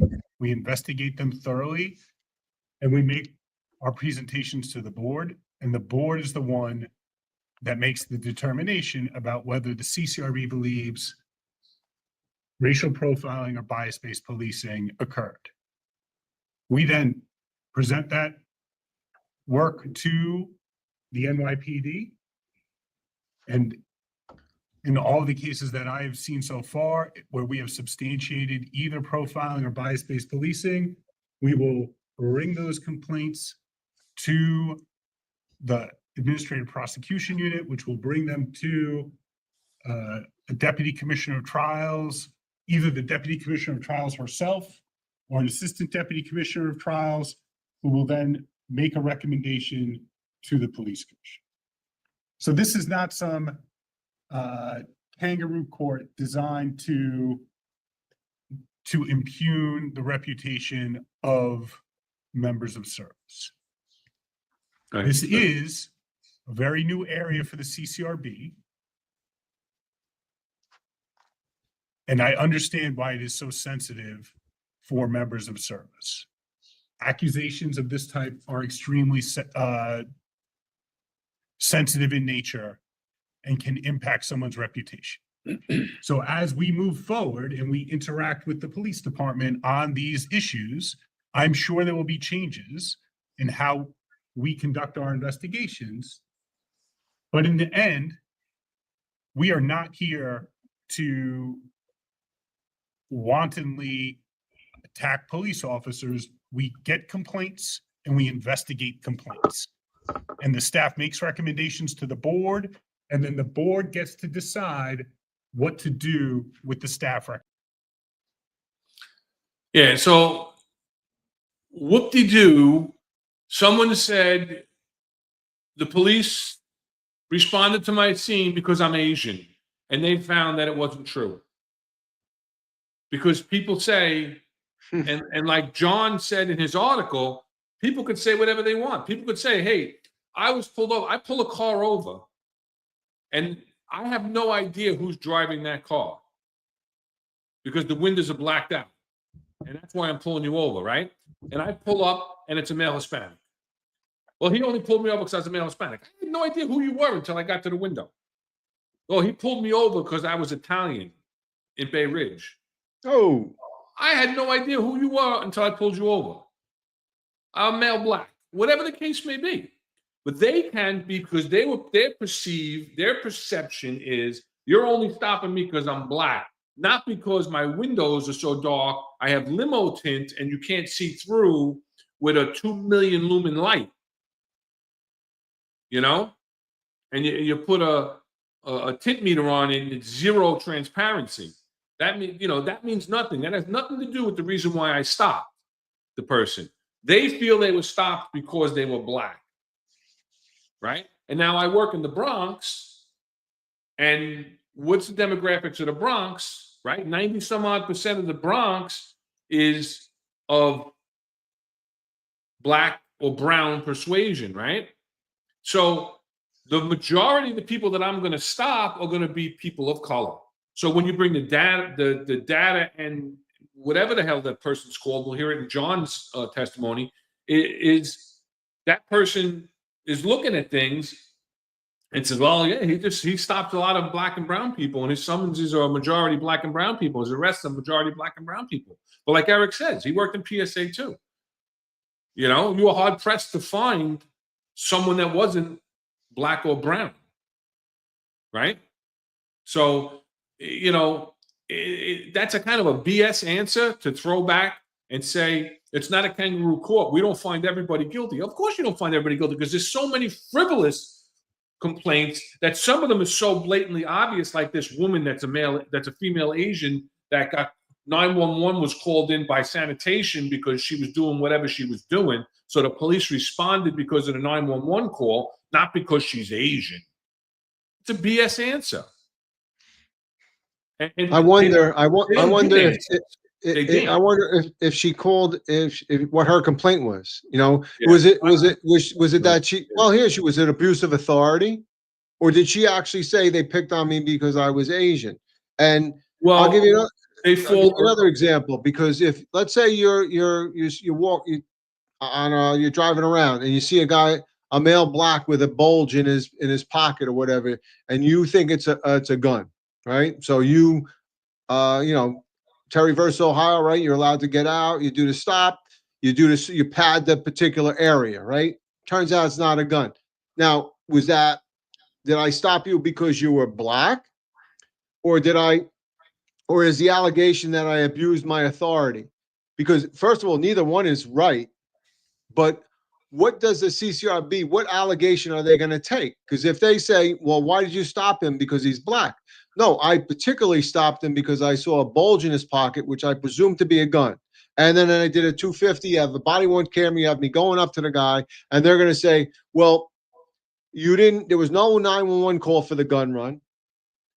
It was a male black just on the corner, and you just jumped out and patted down a male black. So that is a kangaroo court, in my opinion. You've done everything right. You've done everything that you're supposed to do, but that's going to be put on your record. So I don't understand what the problem was. If you felt you were stopped because you were black, Hispanic, Asian, then that's to me, that was an abuse of authority. Okay. That's the reason you were stopped.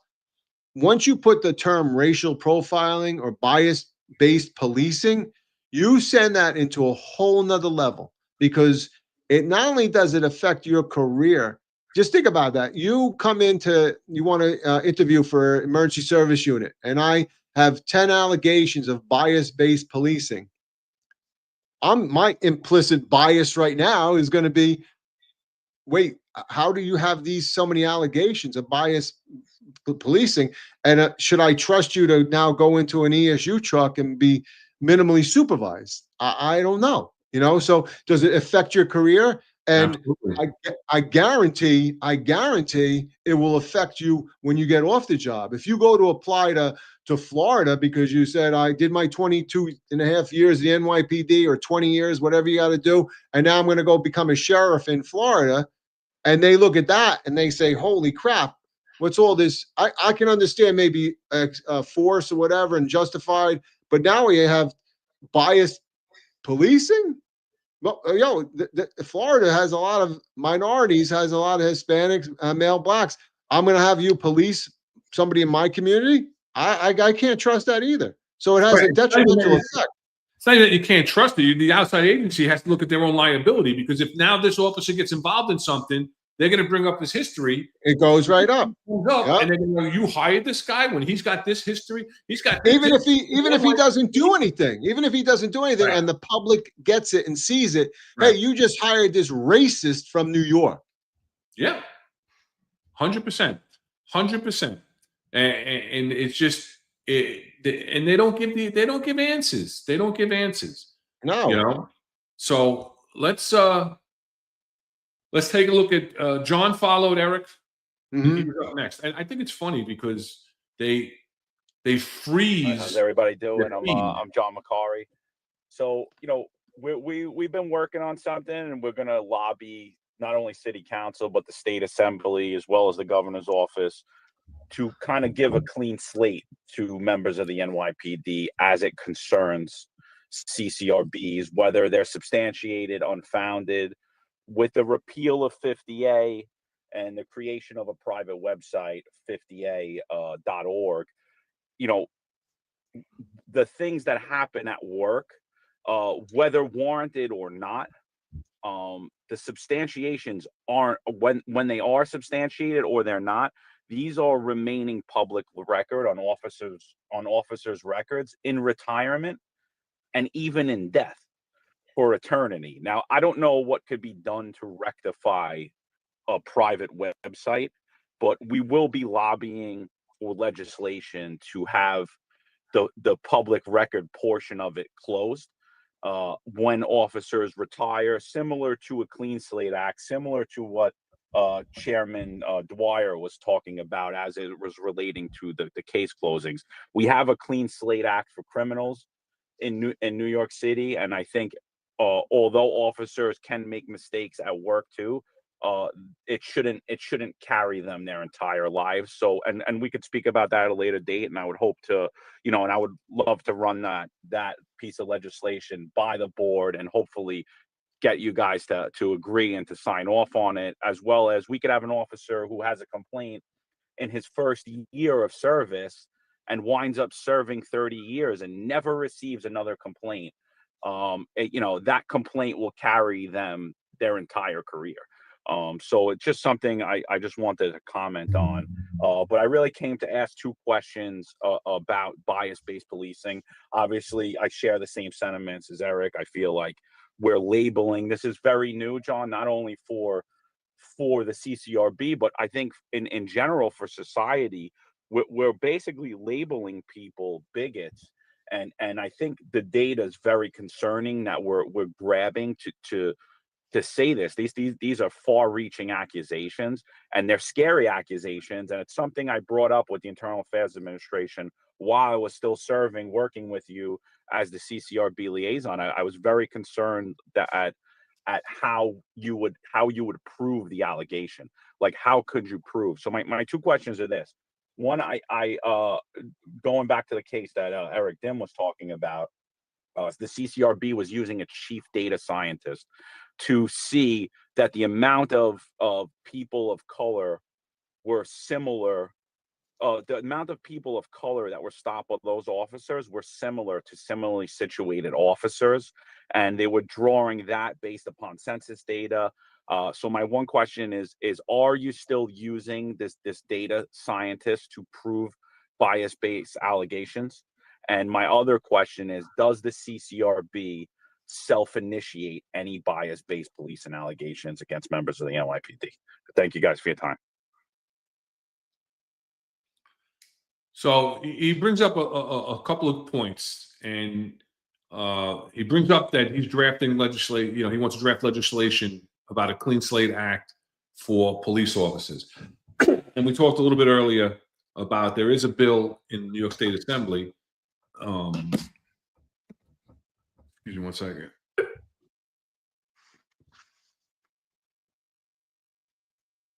The bill's on the screen. Yeah. And it's the Assembly Bill A2074, sponsored by Sam Berger, who's a Democrat. And as you can see, it's in committee. So it's got a long way to go. It's got a long way to go. And there was an article that came out in the City and State a while ago, right, back in January. And, it describes what this bill is about, right? It talks about there's a clean slate act for, sealed cases and for criminals. And, but there's one key difference. The clean slate seals most convictions. Berger's bill would only seal those complaints that were never proven. So substantiated complaints would remain accessible to the public. So, that's problematic because, again, you can be convicted of a crime, go to jail, serve your time, right? And listen, everybody makes mistakes in their life. People can be rehabilitated, come back out into society, be a successful, contributing member of society after they made a mistake in their life. And I believe in that. Well, why can't a police officer? So you have a substantiated complaint. What John said is someone has a complaint in the beginning of their career, it carries through for their 30-year career. Like the only complaint that I got in my career is when I was a rookie on probation. You run my name today, over a year after I retired, that complaint is still there, even though it was unsubstantiated, right? Which is unable to prove, or whatever the new words are that they're using, right? So, but even if it was substantiated, it was in 1994. So in 1994, if I had a substantiated complaint and then I retired in 2024, that complaint is still on my record, even though for almost 30 years, I never had another complaint. So that's problematic in and of itself, right? And then they talk about how the complaints and everything is having a problem with retention and with recruitment. You know, police have complained that public access to unproven complaints against them has resulted in their names being besmirched, and in the absence of evidence, which can follow them into the private sector, which we spoke about, loan applications and even divorce court can be used against you. It's a prospect that they say can scare off candidates from applying to the force and convince current law enforcement to leave, which is part of the reason for the staffing crisis, right? His bill, right? So if your case is unfounded, right, or unable to be proven, right, those are determined to be untrue following investigation. The record will be sealed after 1 year. So it stays on for 1 year. Exonerated complaints, right, which in the NYPD now with the CCRB is within department guidelines, right, or however they said it, which are found to be true and just, but justified, they are going to be sealed immediately. Unsubbed complaints, which don't have sufficient evidence to prove or disprove, right, they stay on your record for 3 years.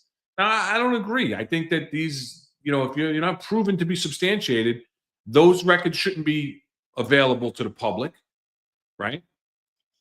If it's substantiated, okay. But again, after a certain amount of time, whatever that time frame is, it should be cleared, right? The idea behind the Clean Slate Act was that if you were convicted of a crime, people deserve a second chance. So this is saying that you didn't even commit a crime. So clearly, this isn't about giving them a second chance. It's about giving them a first chance, meaning the police officers, right?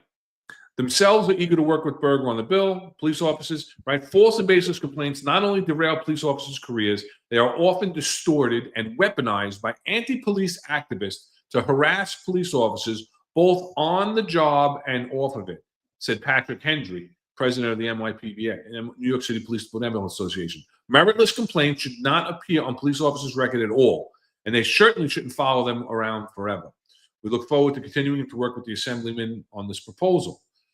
You know, and then at the bottom, you know, Berger would not require the civil rights organization to remove old complaints that it has already released publicly, though it may stop the group and others from obtaining new records of unfounded, exonerated, unsubstantiated complaints. Again, that's a part that I disagree with, and I believe John is working on, because those records should not still be available.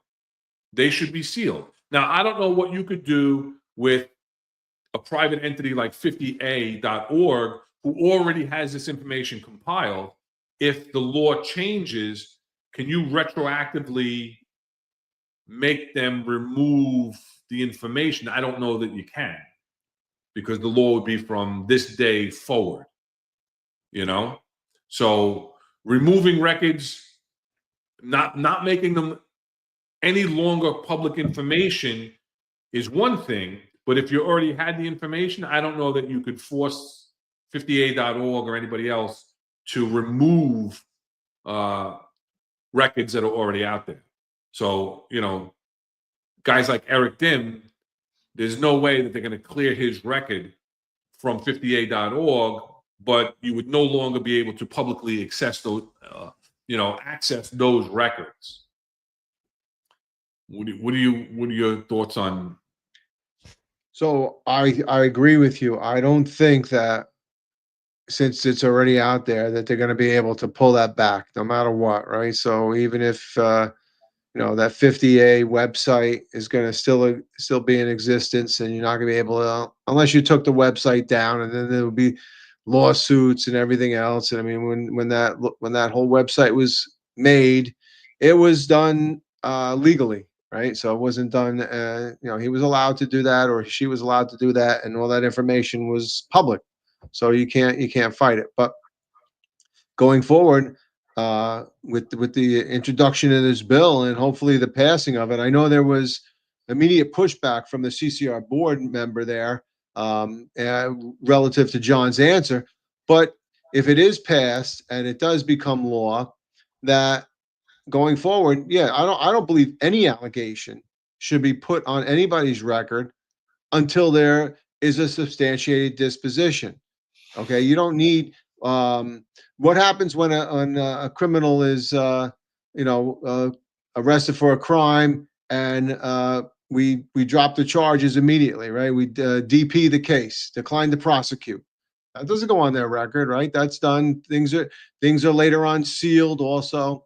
So when a police officer gets a command discipline, it could be a command discipline for any. That record's not public, right? They don't get that. When somebody's working in corporate America and they do something, their record doesn't follow them publicly. So, I mean, I understand if you have a substantiated allegation and you're found guilty, whether you accepted the penalty and you signed off on it, or you went to the trial room and you were found guilty by the administrative judge. Okay, I get that, and I would accept that. I did as much as I could to defend myself, and I was found guilty. Let it be on my record. But going down the road, I don't think any of these allegations should be put on until there's a final, right? And even within the department, ACDs are supposed to be expunged after a year. Are they? No, right? But at least it's internal. It's internal, so it's not public knowledge. But as soon as you start putting things out there publicly, you can defame and ruin somebody's career, and look at the power that we give to the people, the agitators that walk around with a cell phone, look at your name, run your name in 50A and say, hey, you guilty of this and you got sued for that. And how many lawsuits did you not even know you were sued, right? That the city settled but it's on your 50A. I mean, it's just lunacy that they allow that. So I would recommend with this law, all right, anything but substantiated, it stays, it can go on your be dismissed, but a substantiated case, okay, then put that on my record or whatever. But I disagree the way it is right now, that any BS allegation can be put. That's how you become the most complained about cop, right? Whether or not they're substantiated or not, if 1,000 people come up and take your name and make a complaint about you, you will have 1,000 CCRBs on your 50A. And that's not right.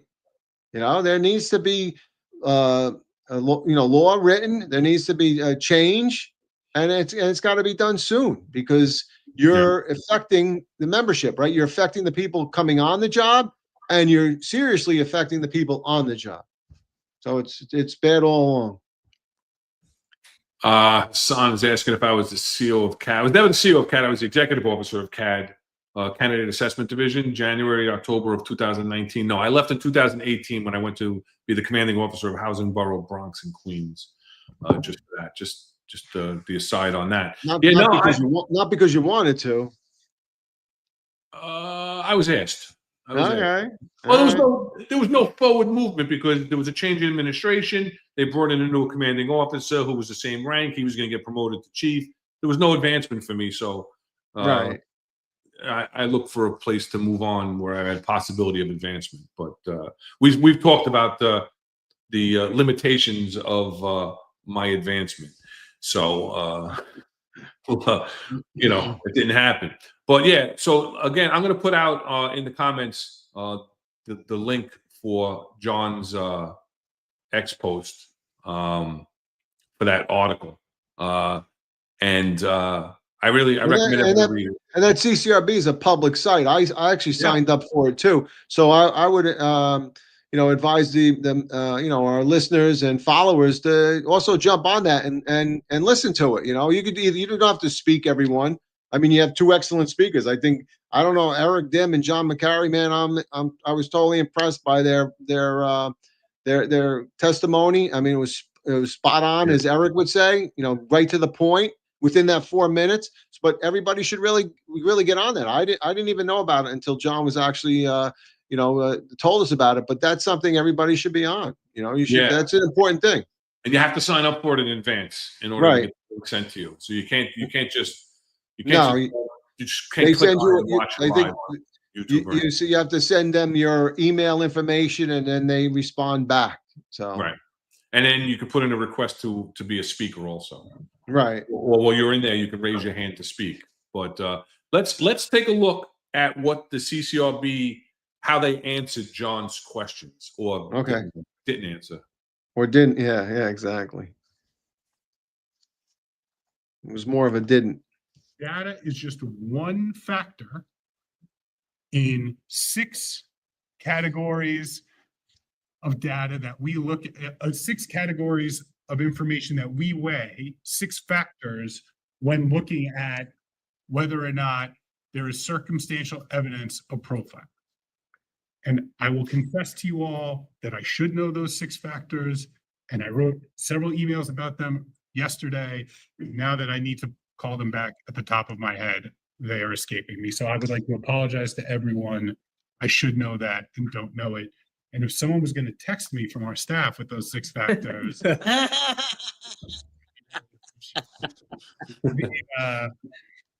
so that I will come back to that. Won't come back because I think someone's texted it to me just now. Thank you, Andre. Magic. Oh no, that was not that response. I know. So, with regard to the Clean Slate for Police Act, I was lucky to have Assemblymember Berger reach out to our office, and I met with him and reviewed the legislation. I don't know that the board is familiar with it, so I cannot speak for the board. I know that I am sympathetic to the intent of the bill, but I have real concerns about the impact of the bill as it is currently written. Number one, it says it's going to seal claims of misconduct against police officers. And I think that is because it is a bill aimed at the state, and they don't want to limit themselves to New York City. But it is extremely concerning to me as the executive director of the New York City Civilian Complaint Review Board, because we do not have claims, we have complaints and we have allegations. And then when an allegation has been substantiated, there is a disciplinary case. Semantics, right? It sounds to me Yeah. it's like he's changing the terminology. It's just ridiculous that he would answer it that way. It's like, you know, it's all right. He's just looking to get that bill squashed, in my opinion. He's not really answering it the right way. Let's bring it back up and let him keep going, because there's a couple of points I want to make. Further to explain and define what is meant by a claim. I think I would be reluctant to support the bill. The second issue is it uses the language sealed, which is problematic because it would mean that we could not explain to the civilians in the who brought the complaint, who were involved in the complaint, that we did not substantiate what happened in their complaint. And many times the CCRB determines that the conduct of the member of service who is complained about is within guidelines, that the police officer acted in a way that upset the civilian, but was not doing so in a way that was contrary to the law or NYPD procedure. But if you cannot explain that to the civilian and explain why that happens, instead of improving police community relations, you are making people feel that coming to the CCRB is of no merit. It does not help, and they feel the need to take matters into their own hands, perhaps. And so I think that one provision is very problematic. The other problem I saw with the bill is because it is so broad, it does not contemplate that sometimes CCRB complaints have allegations that result in substantiations against one member of service, and then all the other allegations against a member of service are not substantiated. So in those complaints where you have a substantiated allegation and non-substantiated allegations against the same member of service, are those sealed or are those not sealed? That is unclear from this proposed legislation. Yeah. So simply saying the same thing that I thought of right away is allegations are claims. It's semantics. He's saying, oh, they're saying that there are claims when we have allegations against the people and complaints. Complaints and allegations is the verbiage that CCRB complainants use against the members of the service. Whereas in the legislation, they use the term claims. Semantics. It's really that for him to object over that verbiage is silly, right? But simply fixed, right? If they wanted to, in the definitions of the, they can always make amendments to the bill and give a definition of the claim to mean allegations and or complaints by civilian members, right? And then when he talks about, we spoke about this earlier, so you want to touch on the part about it being sealed when there's multiple members. You and I are both involved in the complaint, and it's substantiated against me, it's unsubstantiated or within department guidelines against you. So your case gets sealed, mine remains open. Yeah. So what is the big deal? So mine is sealed and yours is open. So yours is visible and people can see it.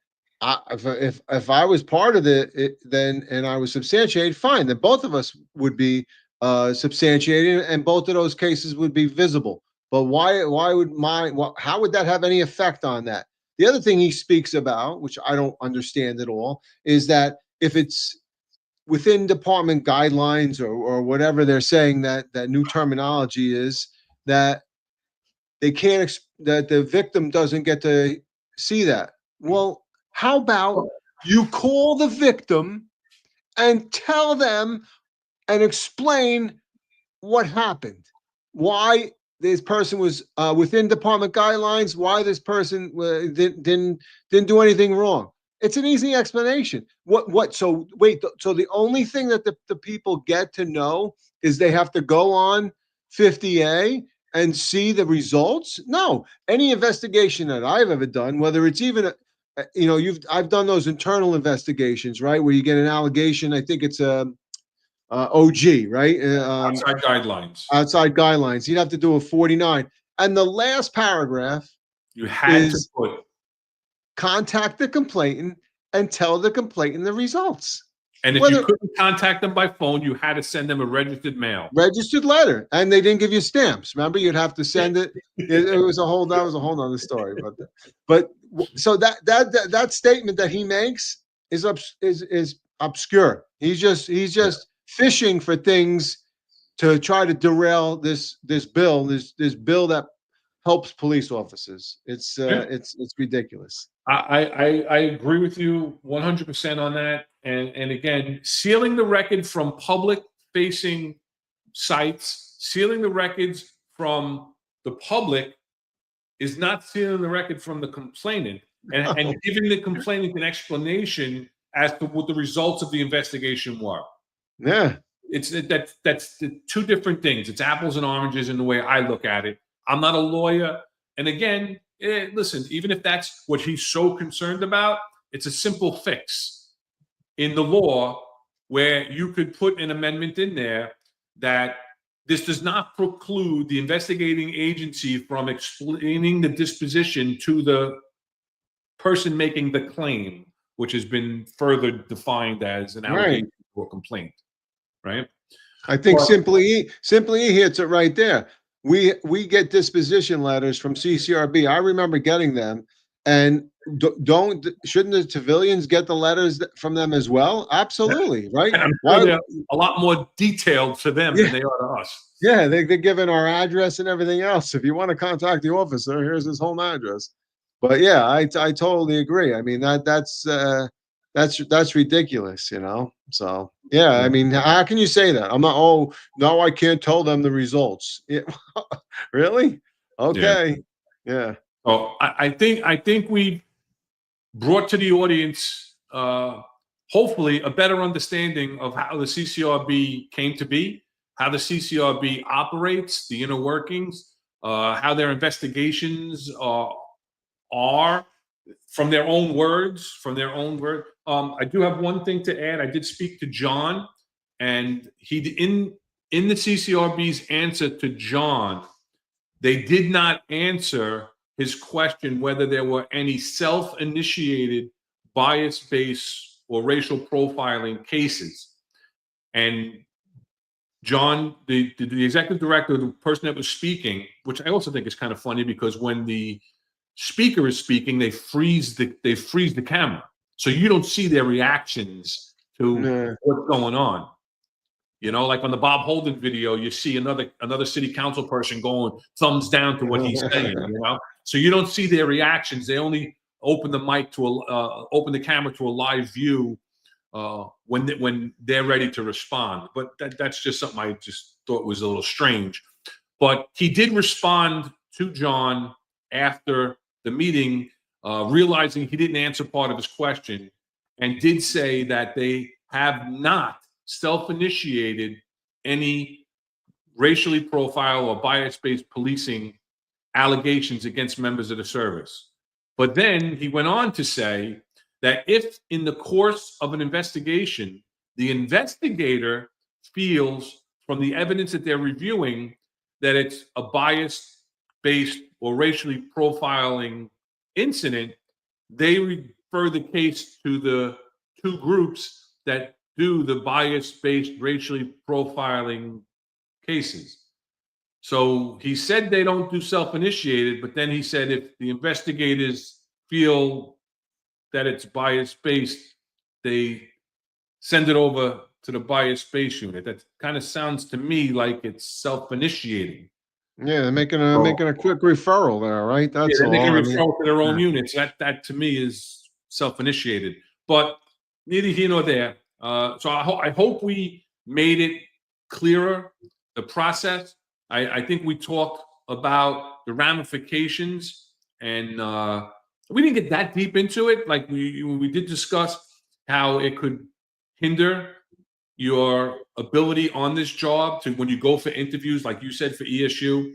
Some jobs, like when they were putting together the public safety teams, people with high CCRB complaints weren't even allowed to be put on the team. It was an automatic disqualification from going on to those teams. And when you have interviews, like you said, and someone that is putting out an effort, proactive policing, going there and doing all of this, right? Going out there, interacting with the public, and in the public's eyes, or those that are being interacted with, it's in a negative way because they're, they are now the subject of police action, which they don't like, and they drop these complaints, then it works against them. And remember, if you get 3 complaints in a 12-month period, you're automatically put on level 1 monitoring, right?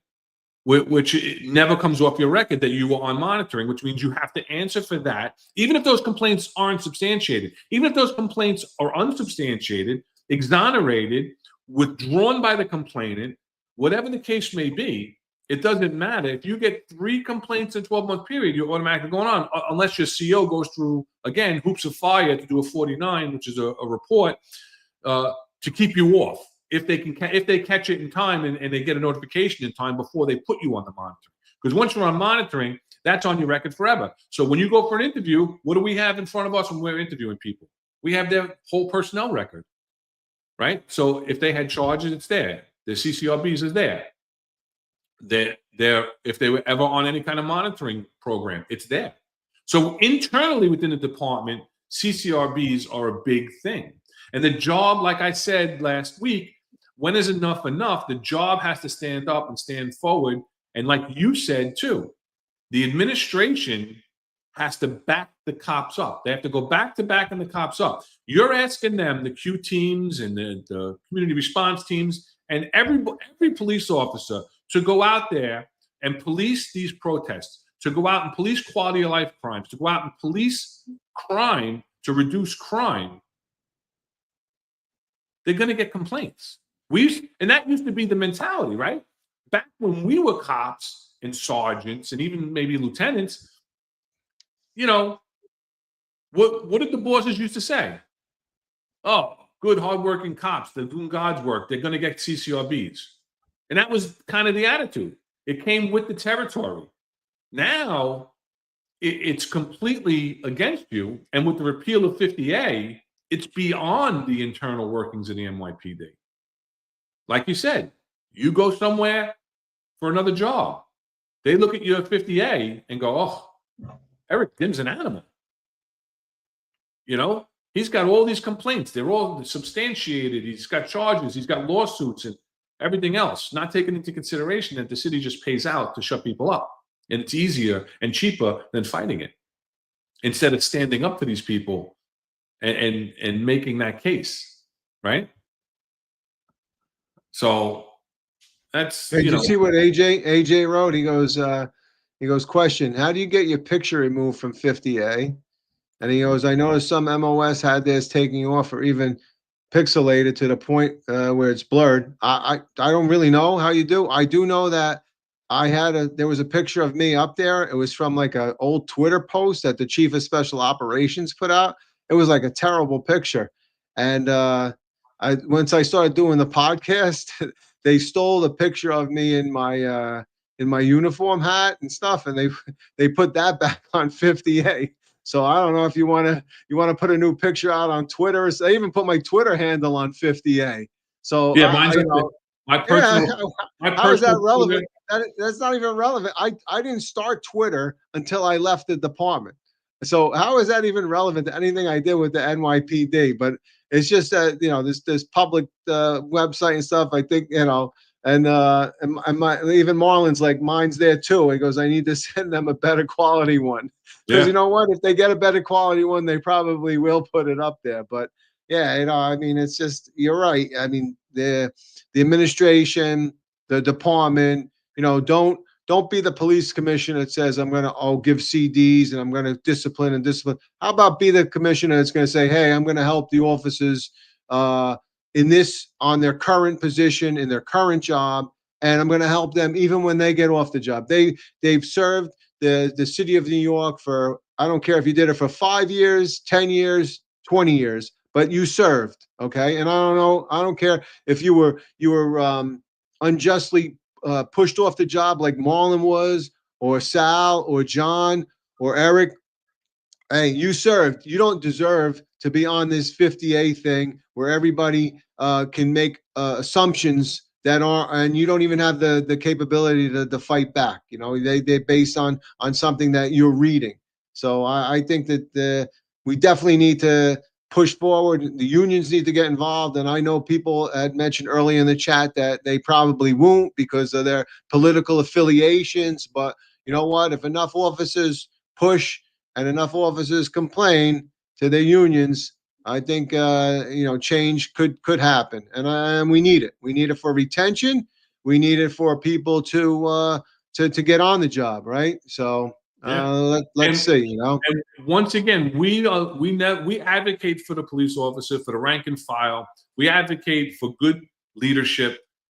We are not ever saying that we advocate for any misconduct. We believe that misconduct should be addressed. We believe that misconduct should be weeded out of the police department, that it should be prosecuted appropriately. We have no problem with an oversight committee such as CCRB if it's done in a fair and equitable manner where due process is given to the officers.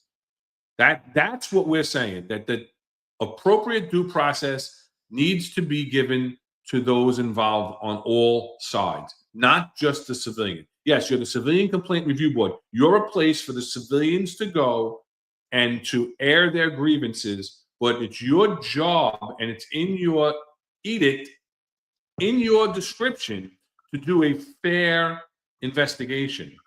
And from what we said,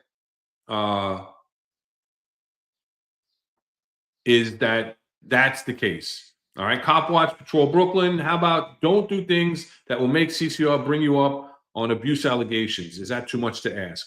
Once again, we're not saying that if someone did something, they should not be held accountable. We believe in accountability.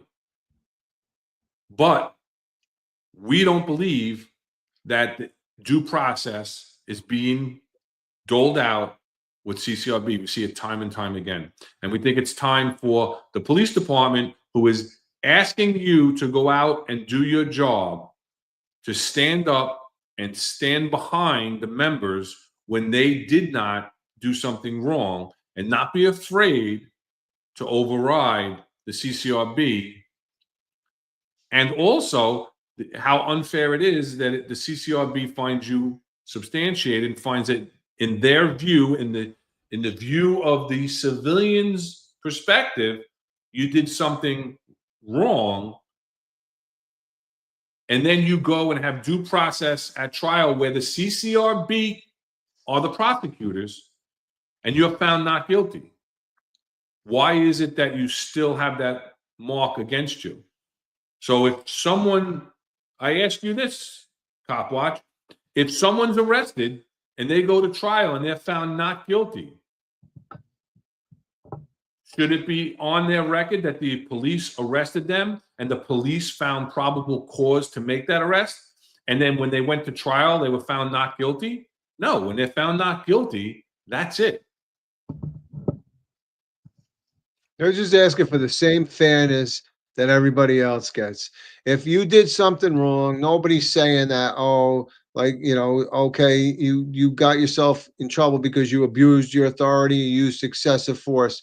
Nobody here, you and I are not saying that that doesn't justify a CCRB. It doesn't justify some sort of discipline.